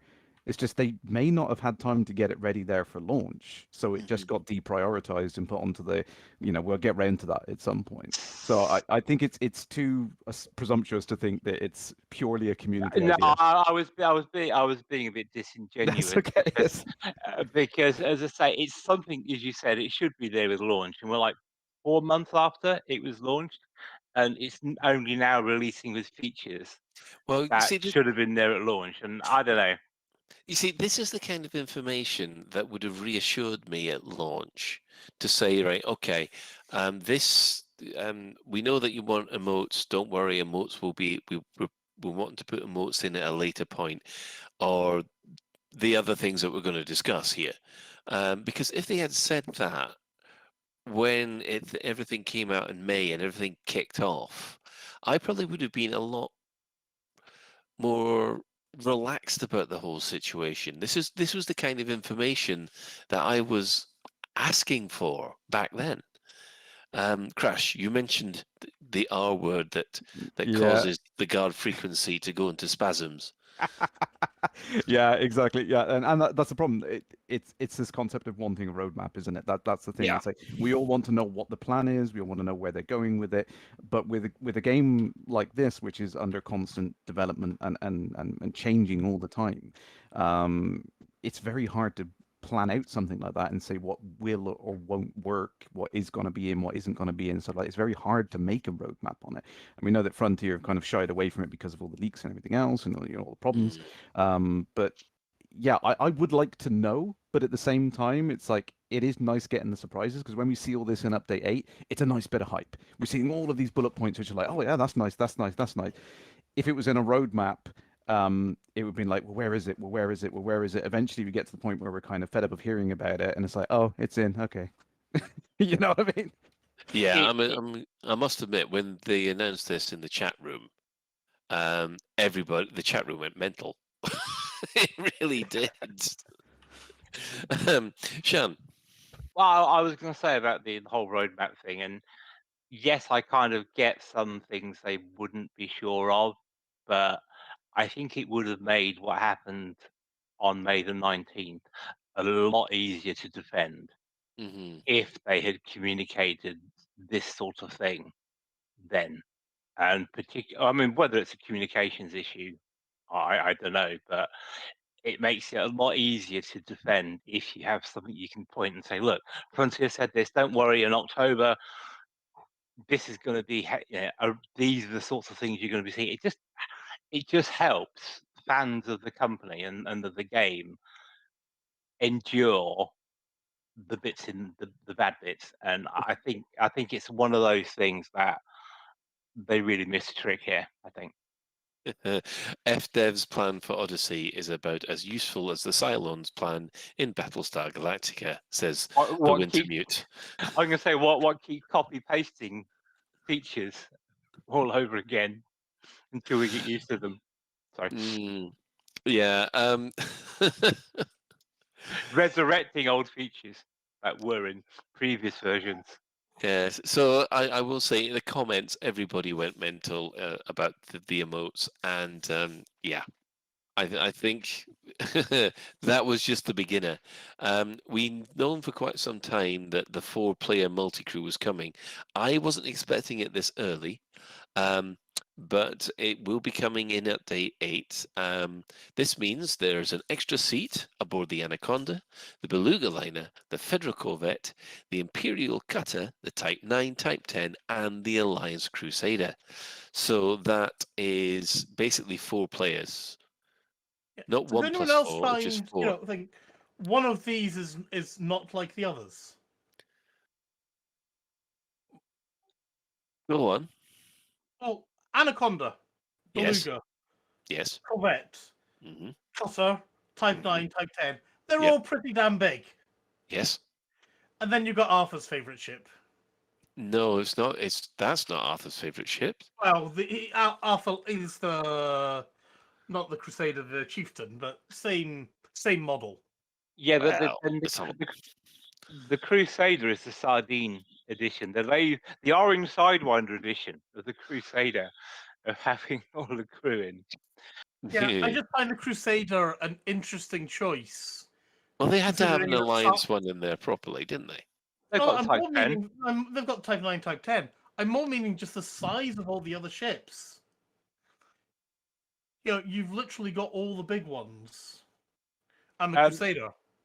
Just a question I Crash is desperate, so I won't ask his question. But my question is, we can only have 2 fighters out and 1 person flying the ship. Mm-hmm. What's the 4th guy going to do? And Don't know. also, does that mean the 4-player ships have an extra pip above 3 players? Yeah. It's funny that I asked those exact same questions in the chat room, and yet again I was ignored. It's one of those things where I think we're going to be hearing over the next couple of weeks. Crash. I mean, call me daft. It's been a while since I've done anything multiplayer, but I thought it always was 4-player. No, it was 3. It was always 3, and that's one thing that really, I think, got everybody because they went, well, you get 4 in a wing. How come you can only have 3 in your ship? Yeah, that's true. Yeah, I mean that just goes to show how much there. See, that's my concern though. Is how much can you still do even with 4 players in multi-crew? Because like we were just hinting on there, it's like, what's the other player going to be doing there? I mean, turrets, yeah, fighters, yeah, okay, but Yeah, you can have 2. You see, this is the thing that I was asking. I was asking, does that mean we're going to be getting extra pips? Does this mean we're going to have more than 1 player able to use the turrets? Does this, multi-crew has been one of the big 3 things which has been neglected for the last goodness knows how long, since 2.3, really. And I think it's, yeah. I mean, yes, you can have the SRV as one of your crew, because that's one of the advantages of Odyssey. But yeah, I'm not quite so sure how many. I know it's not going to happen, but you know what I would love? You want an engineer to run around your ship? Oh, not necessarily running around with the ship, which I would love, but how about a proper engineering role, not just an extra pip, but balancing shields, maybe redirecting power from life support to proper engineering. You are do going that to job. so love bridge crew. I'd do that job. Ben, you'd let the engineer your ship to divert power to life support and things, wouldn't you? This is why I wear a remlock when I'm playing Pulsar. I mean, maybe the 4th crew member is like, I don't know, Councillor Troy in Next Generation. She just sits there and does nothing apart from the Hey, 10 she minutes took command per that one episode. time. If I remember rightly, didn't the actress complain that her entire purpose was to be on the bridge and look pretty? Yeah, exactly. So that's what the fourth crew member could be, the Chancellor Troy. I mean, that's why the original security chief left, because they wouldn't give her anything decent to do. Oh dear. Yeah. So, I mean, it's been a while. I mean, one of the things that I've noticed about the whole teams thing, not the multi-crew, the teams things, because they set things out in a group of 4, and I think they've had problems going. Well, that technically means you're going to have one person who can't get on the ship, the scrappy do, because no one wants to take a scrappy do, or so that they had to put an extra seat in somewhere. I wonder how that will affect the stability of the game, because multi-crew's has always been slightly flaky, isn't it? Actually, I think multi-crew in Odyssey is a vast improvement over the multi-crew in Horizons. I think this is one of those ones where the rose-tinted glasses have come out. Crash? Yeah, that's one of those things that's been hot and cold for me. Like, yes, the multi-crew stuff seemed to work better, but then I've had scenarios in Odyssey where it's just been diabolical, and I can't sync up with someone, and we're losing progress as we're working on something together and stuff like that. So it's been a bit hot and cold with me. But I mean, I do know that they did spend a lot of time rebuilding all of the systems for that. So I guess there's an improvement overall. Did they give any Did they give any limitations as to what these 4 players could do? So, for example, if you put 4 SRV hangars in your ship, could you have a mini wacky races with 4 players? I mean, I suppose you could, but you would still have to have the. You see, I don't know whether or not you can do this in present multi-crew. Is whether or not, if you've got a crewman, whether or not you can assign them as the pilot, and then the rest of you all get into your SRVs, and then you drive about while the pilot holds on, who can follow you about. It wouldn't matter anyway, Colin, because basically your ship would get dismissed. You drive off however far you drive off. You Mhm. then resummon your ship and it crashes into the planet. So it's going to be the same results whether you're multi-crewed or not, I'd imagine. No, what I'm trying to remember is that can you actually have one player as a gunner, and 2 players in fighters, and then you have your crewmen fly the ship? Is that still possible at the moment? I would not trust one of my crew members to fly my ship. Yeah, well, you don't trust. You can't. I mean, after the way you've treated them, I'm not surprised. They're complete moronic. They're just they're terrible pilots. Oh, you mean the crewmen, not your mates in your ship? You mean your No, all of NPC anyone crew? else. Anyone except me. Terrible, wouldn't. Anyone who's not Shan. Do we know if the 4-person crew will be Horizons or will it be Odyssey only? Yeah, no, that was an interesting one, because I thought that I've got a sneaking suspicion it can only be Odyssey. Which, of course, is going to be a problem for Horizon players. So that would imply then the 4th Councillor Troy is actually an SRV or on Could foot, be an maybe. SRV.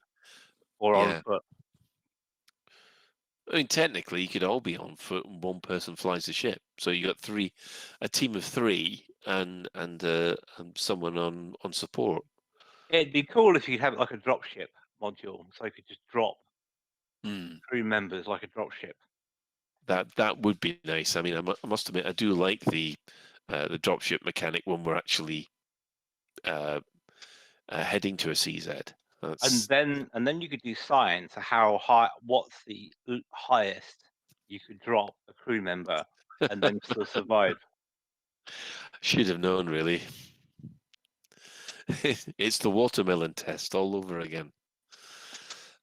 Right. Well, moving away from the four-player multi-crew, they're going to put an extra 4 engineers in Colonia, which will offer various ways to enhance your weapons and suits. Now, this is a big one, the megaship interiors. With Update 8, megaships will receive interiors for commanders to visit once they have docked. These interiors will offer services that can be found in stations such as Vista Genomics and Frontline Solutions, and obviously all the shops that you need. Now, rescue megaships are excluded from this, but yeah, so that's another concourse layout that they're putting together because they're not having it the same as the others. Do you reckon this is a good idea, Chan? Possibly. I'm trying to remember what are dockable megaships already. How many are there? Because we're differentiating megaships and carriers at the moment, aren't we? So I'm Yeah. trying to think. I mean, there's a few installations that you can't dock at, but they're not megaships. I'm trying to think. Other than Gnosis, anyone think of any more? No, there are a couple of them that you can dock at. I mean, I remember that the one But at there's base Outlook, Barry isn't there? Fisher was. There's Outlook, isn't it? At HIP. I think there's a certain type that you can still dock with, but we'll have to have a look at that. I think they're putting a lot of these megaships out there in remote locations so that people can gain access to suits without having to go back to their bubble. And that was something that you were quite enthusiastic about, Shan. Well, it is, but you still have to go out of your way to find a mothership that's that's there. So it's it's a little bit like saying, well, there aren't any services on the N25, but I can drop off at Heathrow on the way. Yeah, well, we'll touch on some of the other things that they're going to be putting that they're going to talk about in a minute. Right, next on the list. Well, the last ones really, the last couple. Now they say that they've managed to fix all the Horizon cosmetics in Odyssey. Now these were the cosmetics that would work with your flight suit.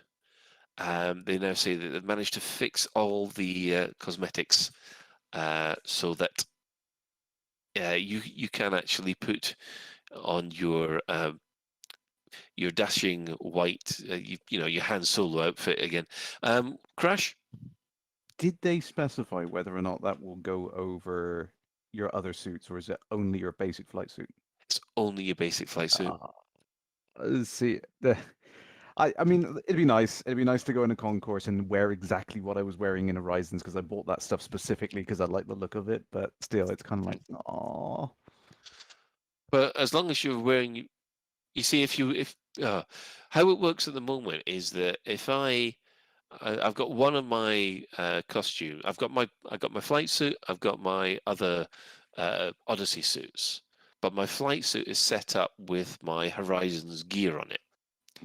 So all I have to do is flip through to that particular suit, and that's it. I've got my my leather flying jacket and all the stuff that goes with it to walk around the concourse with.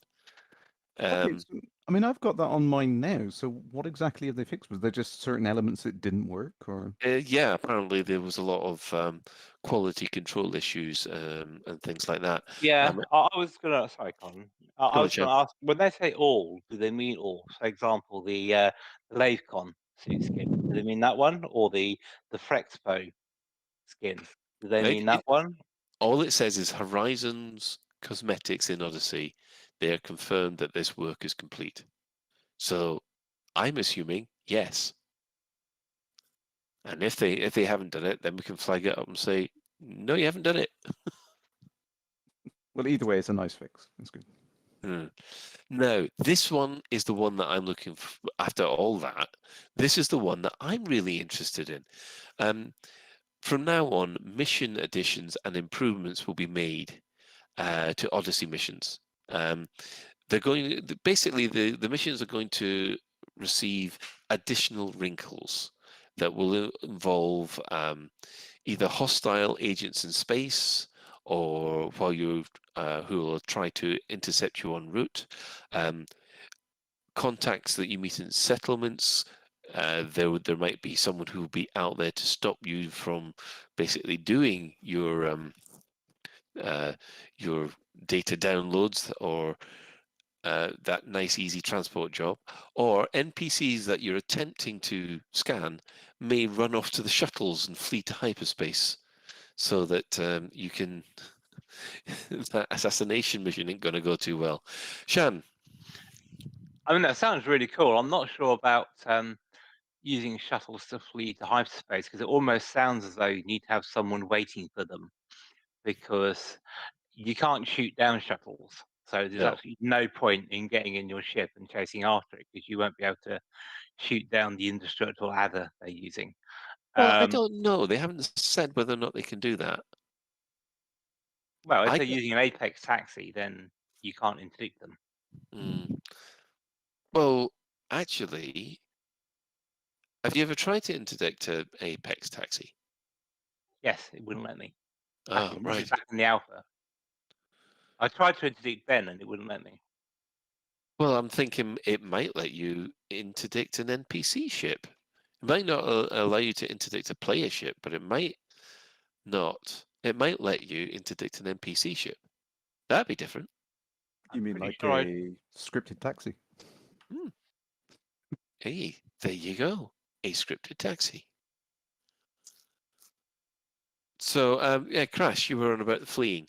Yeah, I mean, I really hope that this pans out. I like the idea of them being more dynamic, some more stuff. I can imagine a scenario you can have, like, you're just sent into covert, steal something from a settlement, but assassin's been sent after you to try and stop you, and there's like a high power NPC which lands after you land and is trying to seek you out on the settlement. There's some interesting scenarios you can do there. In terms of the fleeing, I really, really hope they use that as an opportunity to make the I was going to say hyperspace clade analyzer. You can tell I've been playing Frontier last week, but the wake scanner more usable. I would really love to see some persistence between hyper jumps, so that if you are chasing an NPC and they high wake out, that they actually spawn reliably in the next system when you follow them over. That would be so fantastic to be able to chase someone from place to place like that. I really hope that's something they can do with the new mission system. Yeah, Shan. Well, I mean, I'm sure Crash never did this in Frontier Elite 2, but the way to do assassination missions then was you would wait until the time they said they were leaving, just hover above this place, and then blow them up when they took off. So there wasn't any of this chasey across the galaxy. You just hovered around waiting for them to come out. Well, see, Yeah. I did do those. I love doing those missions actually, but I never blew them up immediately as they came out of the station. I scanned their cloud and then followed them to the next system. Yeah, well, you see. So Yeah. there's no point. You get a huge bounty on your head, and then you lose half of the profit of handing it in. So Right. Well, I mean, overall, update 8. Are you looking forward to update 8, Shan?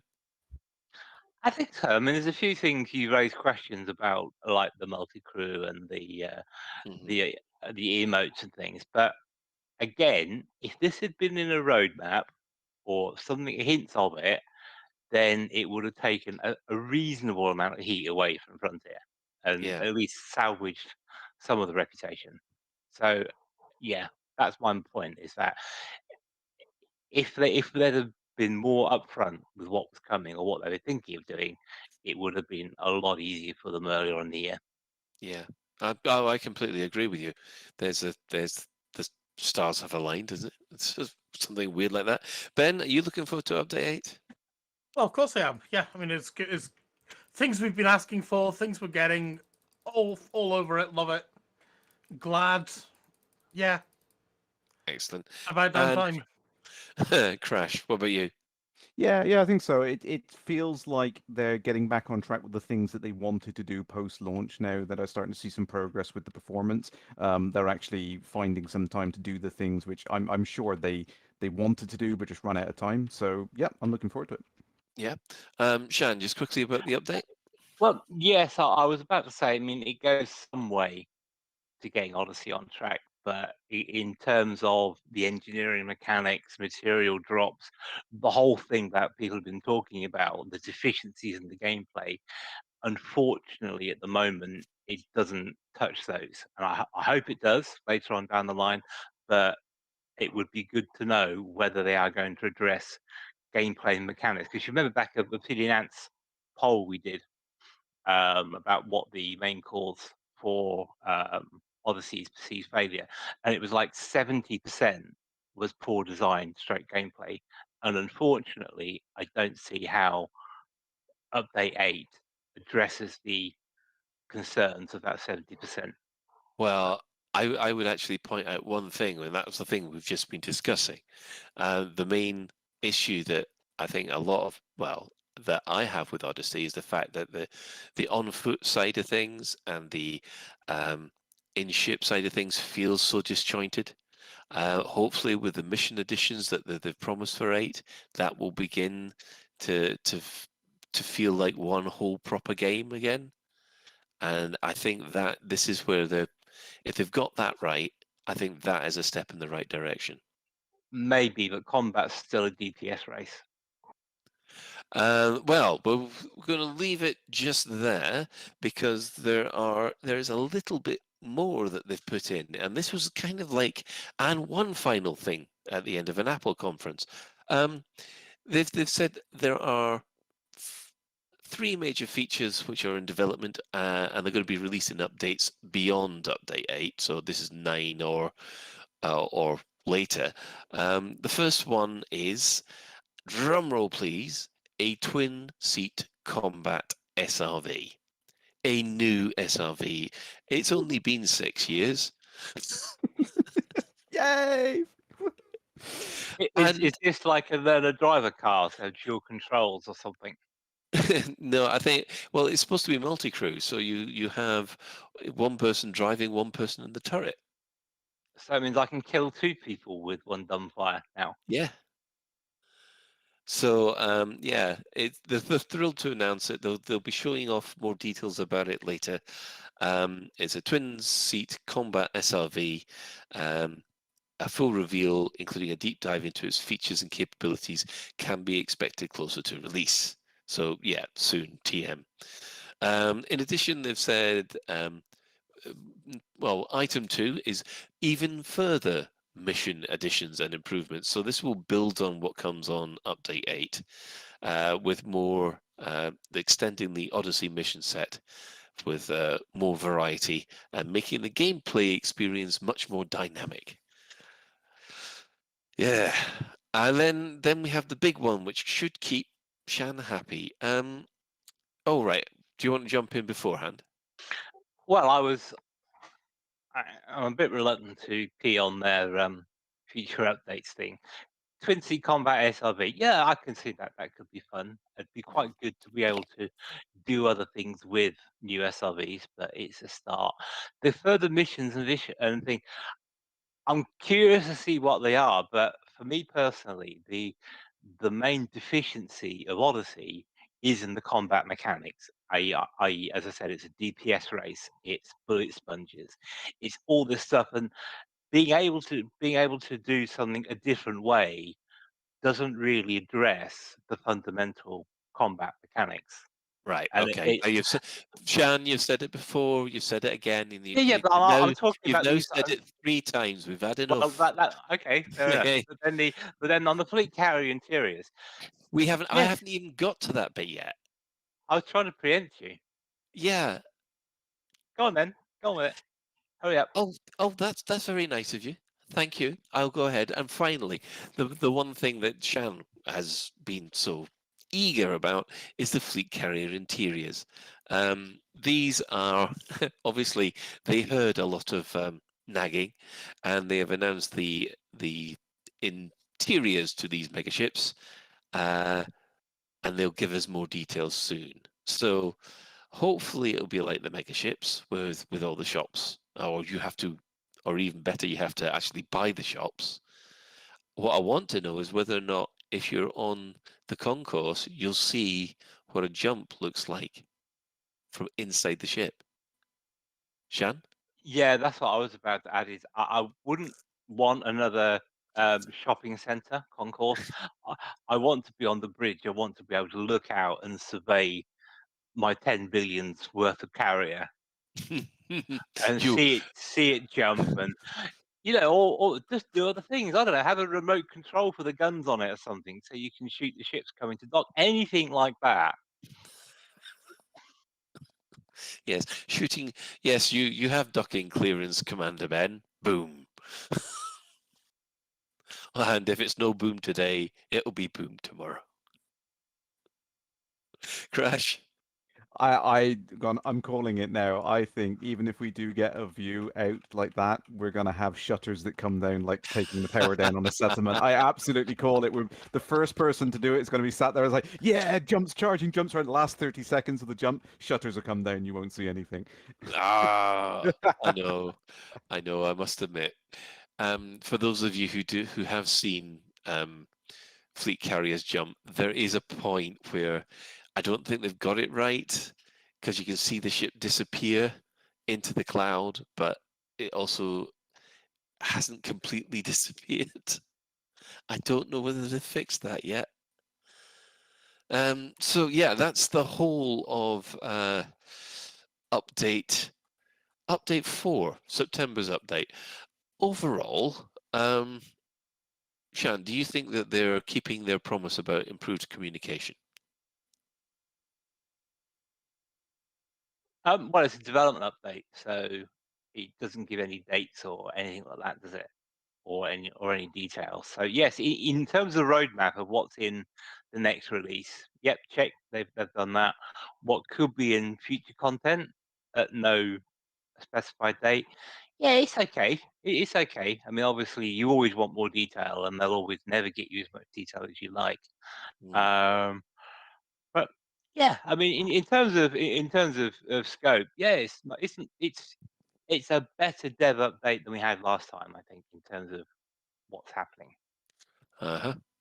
Ben, do you think that they're same question to you? I mean, you think that they're improving the communication with these?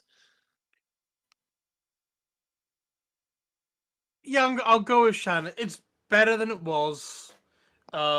It's given us something to look forward to, and Which that's I think, yeah. that's the important thing.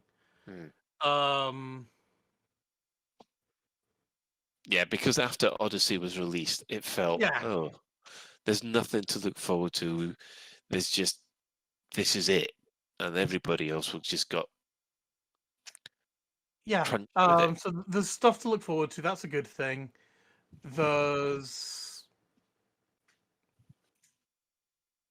We'll just have to see, though. How do I say this? It's not the communication I'm wanting, if you know what I mean. Yeah, I'm glad we've gotten hope. But as Shan said, we could have done with this 5 months ago. Yes. Oh no. I think we can all agree with that. And so yes, it's great we've got it, and I feel like I'm being really negative in the fact that they've given it to us, but I kind of like, well, it's about time, and you know what I'm getting at. Yeah, I know what you're getting at. Fresh. Yeah, I think it's a nice breakdown, nice high-level bullet points. I think it's definitely clearer, easier to see, where they're going. It's nice to see what they're immediately going to do in the next update and what they're hoping to do in future updates. I think it's, yeah, it's good. It's better. Yeah. I completely agree with my other radio hosts here. I mean, I think one of the main problems that I had with the release of Odyssey was the fact it felt like there wasn't any hope, if you like, about the situation, and it has admittedly, since these developer updates have come out, hope is slowly returning that they're that this will end up being the product it should be. We don't have a date for update 8 yet. If it went like last month, then it will be the third week of the month. So we'll just have to wait and see. Halloween update. Halloween update, yeah. Right, so moving on from there, we will quickly touch on what the community has been up to this week. The first thing is that the Burr Pit has been doing some Elite Odyssey instancing tests.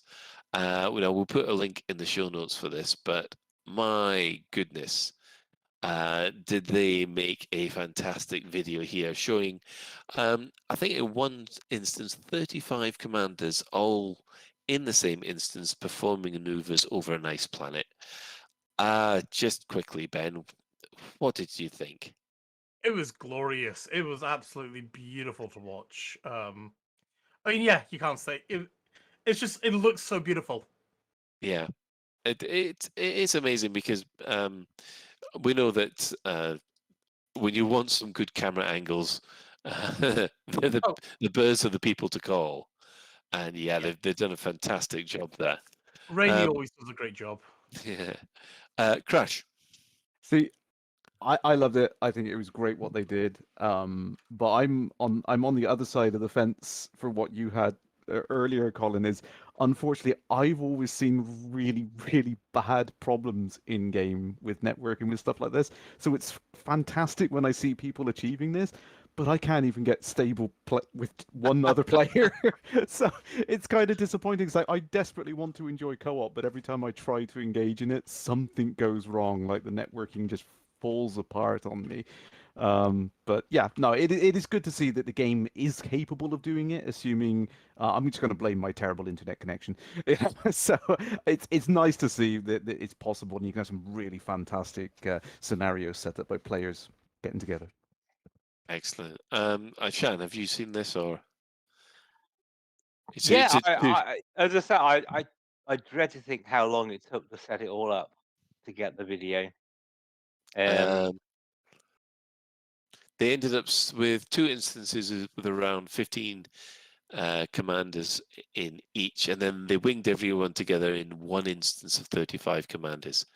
One ship was destroyed, and that commander instance back in without any problem whatsoever, and without being in a wing.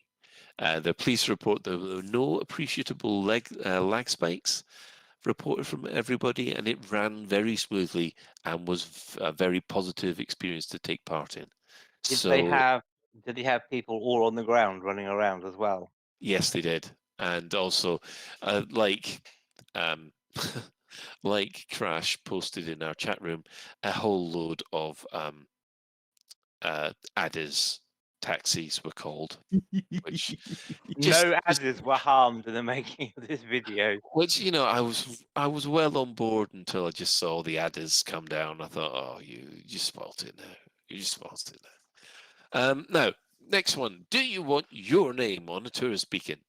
You can have a tourist beacon named after you, as Bruce posted on the forums last Thursday that there is a tourist beacon competition. We will put the link in the show notes so that if you haven't entered it, by which I think the closing date is the 30th of September, so you haven't got long. By the time this goes out, it might be over. But yes, it's your chance to get your name on one of the tourist beacons in that competition. Now, the Canon Research Group have a speed scanning challenge. In the inner Orion spur, about 300 light years from Sol, Tucanace sector AF-AD714E is a 1,000-kilometer radius rocky body with a thin carbon dioxide atmosphere, and it supports 9 different life forms. It's worth a modest 2 million credits at Vista Genomics, and the system was visited by Commander Janosch, who analysed the biology in a leisurely 20,264 seconds, or 5 hours and 37 minutes and 44 seconds. Your task is to beat this record in the shortest time possible. The fastest time to perform all 3 scans of a single species at the time of writing is 49 seconds. So we expect the winner to complete all 9 scans in less than 25 minutes and must sell their data. Hang on. The fastest time to perform all 3 scans of a single species, all right, is 49 seconds. So someone's managed to scan one species in 49 seconds. But at the moment, the record stands at 25 minutes. Don't worry, if you're unable to enter the competition at this time because of hardware issues, they'll be rerunning this competition on the same body in the future where all commanders have an opportunity to take part in. If you want to, we'll put the link to this in the show notes so that you can catch up with this. Shan. I wonder if this is a prelude to, if you like, a rags for riches style route. You know, a rags for riches gets you elite exploration by following a set route, doesn't it? And scan It this. does, And yeah. I wonder if people are preparing a similar thing for visagenomics scanning. Go to Yeah. this planet, scan that, do this, scan that, do this, scan that. Well, I will say one thing. It'll take an awful lot more scanning if you don't get the first discovered. It'll take you a lot longer. But then the road to riches takes a while, doesn't it, as well? Oh, but this will take a lot longer than Road to Riches. Do we actually know the threshold per rank? Not at the moment. Not at the moment. I'm sure it's on the Elite Dangerous wiki. Which, yeah. Moving along, we'll give the shout outs, I think. Before I do that, has anybody got any other business before I do go to the shout outs? Don't we have some other news? We have one very important bit of news from last week. On the 20th of September. Okay. Elite birthday turned 37. Well, we covered that last week. Well, We covered that last week. Well, okay, you weren't here, Crash. Yeah. Yes. There was one piece of news also we missed last week, which I took actually made me quite sad, and that was the sad passing of Sir Clive Sinclair. Yes, Sir Clive, who, yes, it was a ZX Spectrum, which I first played my first version of Elite on, and yes, that was. He was like the Elon Musk of the 1980s, wasn't he? Yeah, he was quite ahead of his time. It's just, I hate to say it, it's just that the products he was coming up with. Well, the tech wasn't there, was it? The tech wasn't there to support his ideas. Yeah, but the concept was, it's definitely it's the typical definition of ahead of his time, because he came up with a lot of these concepts, except the technology wasn't there to support them. I'd say Elon Musk, if Elon Musk were even more insane than he currently is, maybe. Elon Musk on extra dope or something. Yes. Well, Elon Musk with less hair. Well, okay. Well, we're going to move on to the shout-outs now. So first of all, we know that Nat Wright is currently a friend of Nat Wright, who's a friend of the show and of the Truckers, who's always down LaveCon. She is currently in hospital on oxygen due to COVID-19. We'd like to wish her all the best and hope that she gets well soon. Yeah. We'll put a link on for her Twitter. Shan? Yeah, I mean, I've known Nat for many years, and we wish her well. The key thing is, and she put this on her tweet, is she had decided not to be vaccinated, and she she stressed in her tweet that if you haven't taken your vaccine yet, just get it, just do it. You know, forget the FUD. There's a friend of ours, a friend of the show, in hospital because they hadn't got the vaccine. So we don't want any more. Thank you very much. Now, as outlined last week, we would like to remind you that Dockers is doing a charity Christmas special. Should we see if Kerrash wants to read the rewards this week? No. Oh, come on, Yes, please, yes, please. yes, we have I to. do like the last couple. That did make me chuckle reading the last couple. Or well, we could combine this with Psychic's Smart Corner as well, really. Well, I mean, Colin wants to go to bed, doesn't he? Yeah. So bless him. Yeah. You've had a long day, mate. I've had a very long day. So, well, are you reading it out then, Crash? I Just can quickly. read it. No worries then. So we've got 11 tiers from the top. £5. You get to listen to the Christmas special in the comfort of your own home for no additional cost. Awesome. £10. Listen to the Christmas special in the comfort of your own home for a small additional cost.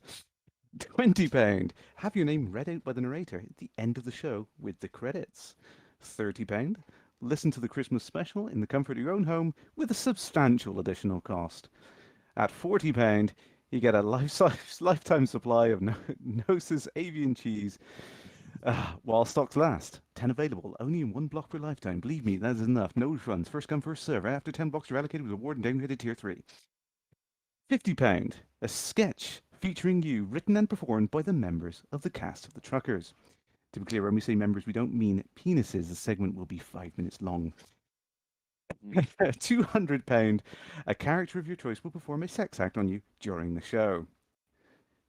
This is a dramatization, not an actual sex act, you sicko. At £500, you get a character of your choice will perform an enjoyable sex act on you during the show. This is also a dramatization, not a sex act, you sicko. Enjoyment is not guaranteed. And at £1,000, we will have your ears surgically removed so you would never have to listen to the show again. Sounds like a bargain, I think. Need I tell you, this is a satire and not a cure for any body dysmorphia. And last but not least, my two favourite ones. At £10,000, the episode will be set in the Star Citizen universe. I'm going to see what my credit card limit is. And at 11th place, we have £11,000. Are you a farmer, bro? We will record a 40-minute episode exclusively for you. No one else will be able to listen to it unless you let them. So head on over to justgiving.com/team/beyonddockers. Now, as part of that, we'll just say hello to our sister station, Hutton Orbital Radio. They broadcast on a Thursday at 8:30. You can tune in at twitch.tv, Hutton Orbital Truckers, or if you just want the audio, go to radio.forthemug.com. For the discerning commander who likes a bit of CQC action, check out the CQC Discord at discord.me/Elite Dangerous CQC. We'll give some shout-outs to the following Elite Dangerous podcasts which have appeared. That's Allegrab AM, Black Sky Legion, the Canon Podcast, the Elite Cast, as I have been told that's the proper pronunciation by Commander Wotherspoon, the Fatherhood Podcast, Flight Assist, the Guard Frequency, Loose Screws. We've got Ben, Kai, and Sue talking with Zero Prep. We have Squeaking Fuel and System Chat. And for those that like a literary discussion with sci-fi books, sci-fi and fantasy books, then there's the Data Slate podcast by Anlyn Stroud. Now, following on from this, we have the latest Galnet News Digest as provided by Commander Witherspoon and Commander Beetlejude. And we'd like to thank everybody who's chipped in on the Twitch chat. And, well, there hasn't been any in-game commanders. So we just hope that Ben has enjoyed his fishing. We'll also say special thanks to Commander Tokuso, who created the music for the introduction of the show. So that is it for another episode of Lave Radio. If you'd like to get in touch with the show, you can email info@laveradio.com, hit us up at facebook.com/laveradio, tweet us at laveradio, and you can join our Discord server by going to discord.io/laveradio. We have a TeamSpeak server where commanders like to hang out and chat, and you can find that at teamspeak.laveradio.com. Do get in touch if you have any questions or if there's anything you'd like us to discuss in a future episode. Lave Radio is recorded live on a Tuesday evening at 8:30 and streamed out at laveradio.com/live. So thanks to Kerrash, thanks to Ben, and thanks to Shan. And special thanks, of course, goes to today's tech specialist, the Chris Mark IV. Until next time, Commanders, fly safe. But if you can't do that, fly dangerous.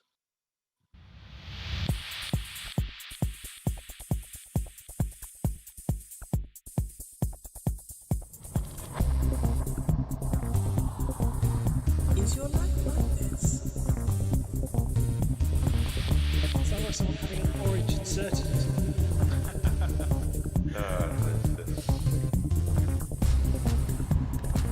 Need a safe word. Space can be low.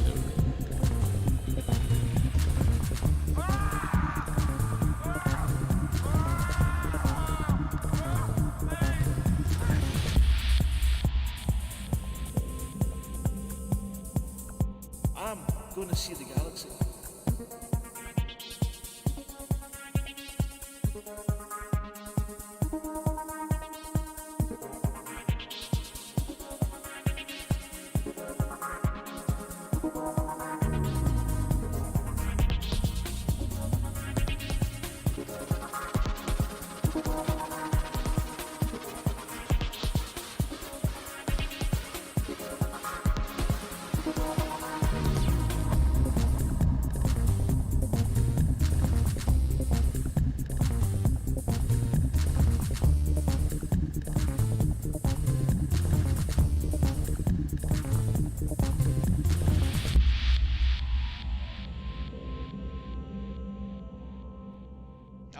Damn it. No worries, guys. Hold the fort for 2 seconds. I'll be right back. You can bugger off and you can keep on buggering off.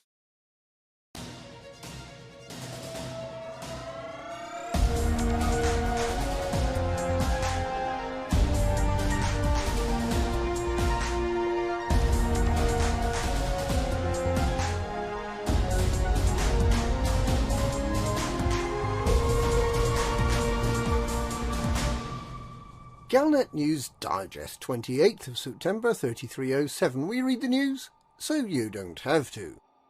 In this week's news, a darker demon, The magic yellow tour bus, the mystery of the multiple engineers.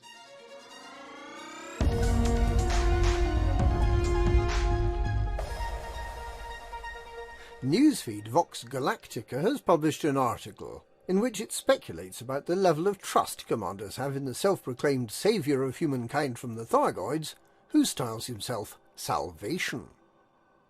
With trust in Aegis at an all-time low, those opposed to Salvation's attempts to build an anti-Xeno weapon in the Cornsar system resorted to direct action, with those opposed to the development of a superweapon and its potential risks, those who have concerns about Salvation's motives, and those who believe that aggression towards the Thargoids is morally or tactically wrong, banding together in a loose coalition to buy up the weapon parts which were disguised as basic medicines, and to destroy them. Some of the protesters used a Dump the Medicines banner to rally support. It's not clear whether this substantial protest impacted on Salvation's mysterious new weapon, but he seems nonetheless to have successfully wiped out the Thargoid presence in the system, with just a few crashed ships and Thargoid sensors left behind. The article reminds us that Salvation is seeking to replace the tri-superpower agency Aegis as the rallying point for anti-Xeno research, development and combat. But it concludes, with so little known about this mysterious figure, are we replacing the devil of Aegis with a darker demon?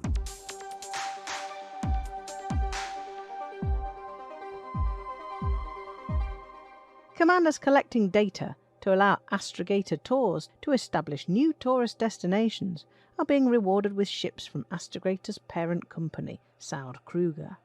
With the second tier reached already, these prizes are locked in, and it's just a matter of which commanders will earn them. The top 75% of commanders returning exploration data to Yule Port in Vistanis will be awarded a Class 3 business cabin. The top 50% will get that business cabin and will also be awarded a Class 5 first class cabin. The top 25% will get both cabins, plus a dolphin in prestige yellow livery. The top 10% will get the cabins, the dolphin, and will also get an orca in prestige yellow. And the top 10 contributors will get the cabins, the dolphin, the orca, plus a beluga in prestige yellow. Astrogator Tours likes yellow. In addition to all that, there'll be at least a 15% discount on dolphin, orca and beluga liner ships, and on luxury passenger cabins, and at least 10% off paint jobs for the 3 ships. Plus, around 50 lucky photographers who have photographed an amazing sight in an uninhabited system containing an Earth-like world will have their names encoded into a tourist beacon at the place they took the picture. There have been stories of commanders selling days' worth of exploration data at Yule Port without remembering to sign up to the CG first. This is generally considered to be a bad move, so don't forget to take a moment to check you signed up before you repeatedly hit that sell page button.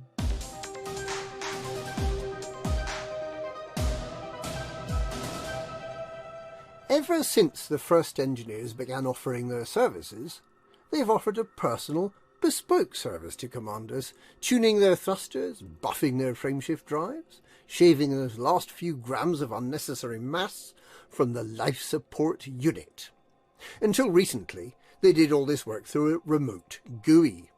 The client remained in the cockpit and selected their desired options, and the modifications were installed automatically and invisibly by efficient and scalable robotic assembly systems. It was, if you like, the drive-through operating model, and the only mystery was why the McFlurry machine was always broken. This all changed earlier this year when commanders were finally able to get out of their spaceship and to meet the engineers face to face. The engineers hang out in a nook in the hangar, close to where the lifts would be. In fact, it looks as if the lifts are still there, but with a lot of heavy furniture pulled in front of them, so you can't see. The engineers don't want you wandering around the station. If you think about it, it's a little odd that the engineer's waiting for you in the exact hangar you land your ship in. These bases are busy places, with ships landing at the dozen or so landing pads every few seconds. The only reason they keep coming here is for engineering ship modifications, and the strange thing is, if you and a friend land at the same engineer's base at exactly the same time, each of you will find the engineer waiting for you in your hangar. If you brought 11 friends, every one of you would have the engineer in your hangar, giving you their undivided attention. How could this possibly be? It's a conundrum almost on the scale of the Santa Claus conundrum that baffled science for more than 1,000 years, until it was discovered by an insomniac particle physicist that it was actually his parents leaving presents in his stocking. One explanation is that the engineers have access to time travel. Of course, we can all travel through time. If we're patient enough and we wait for a very long time, we can all travel forward to the future. The tricky bit, though, is travelling back in time, and the even trickier bit is knowing what to say to yourself when you bump into yourself at lunch. So, assuming the engineers are too embarrassed about meeting themselves to travel backwards through time, and quite frankly, who wouldn't be, how can there be 12 copies of the same engineer at once? The two possibilities are A, they're holograms, or B, they're clones.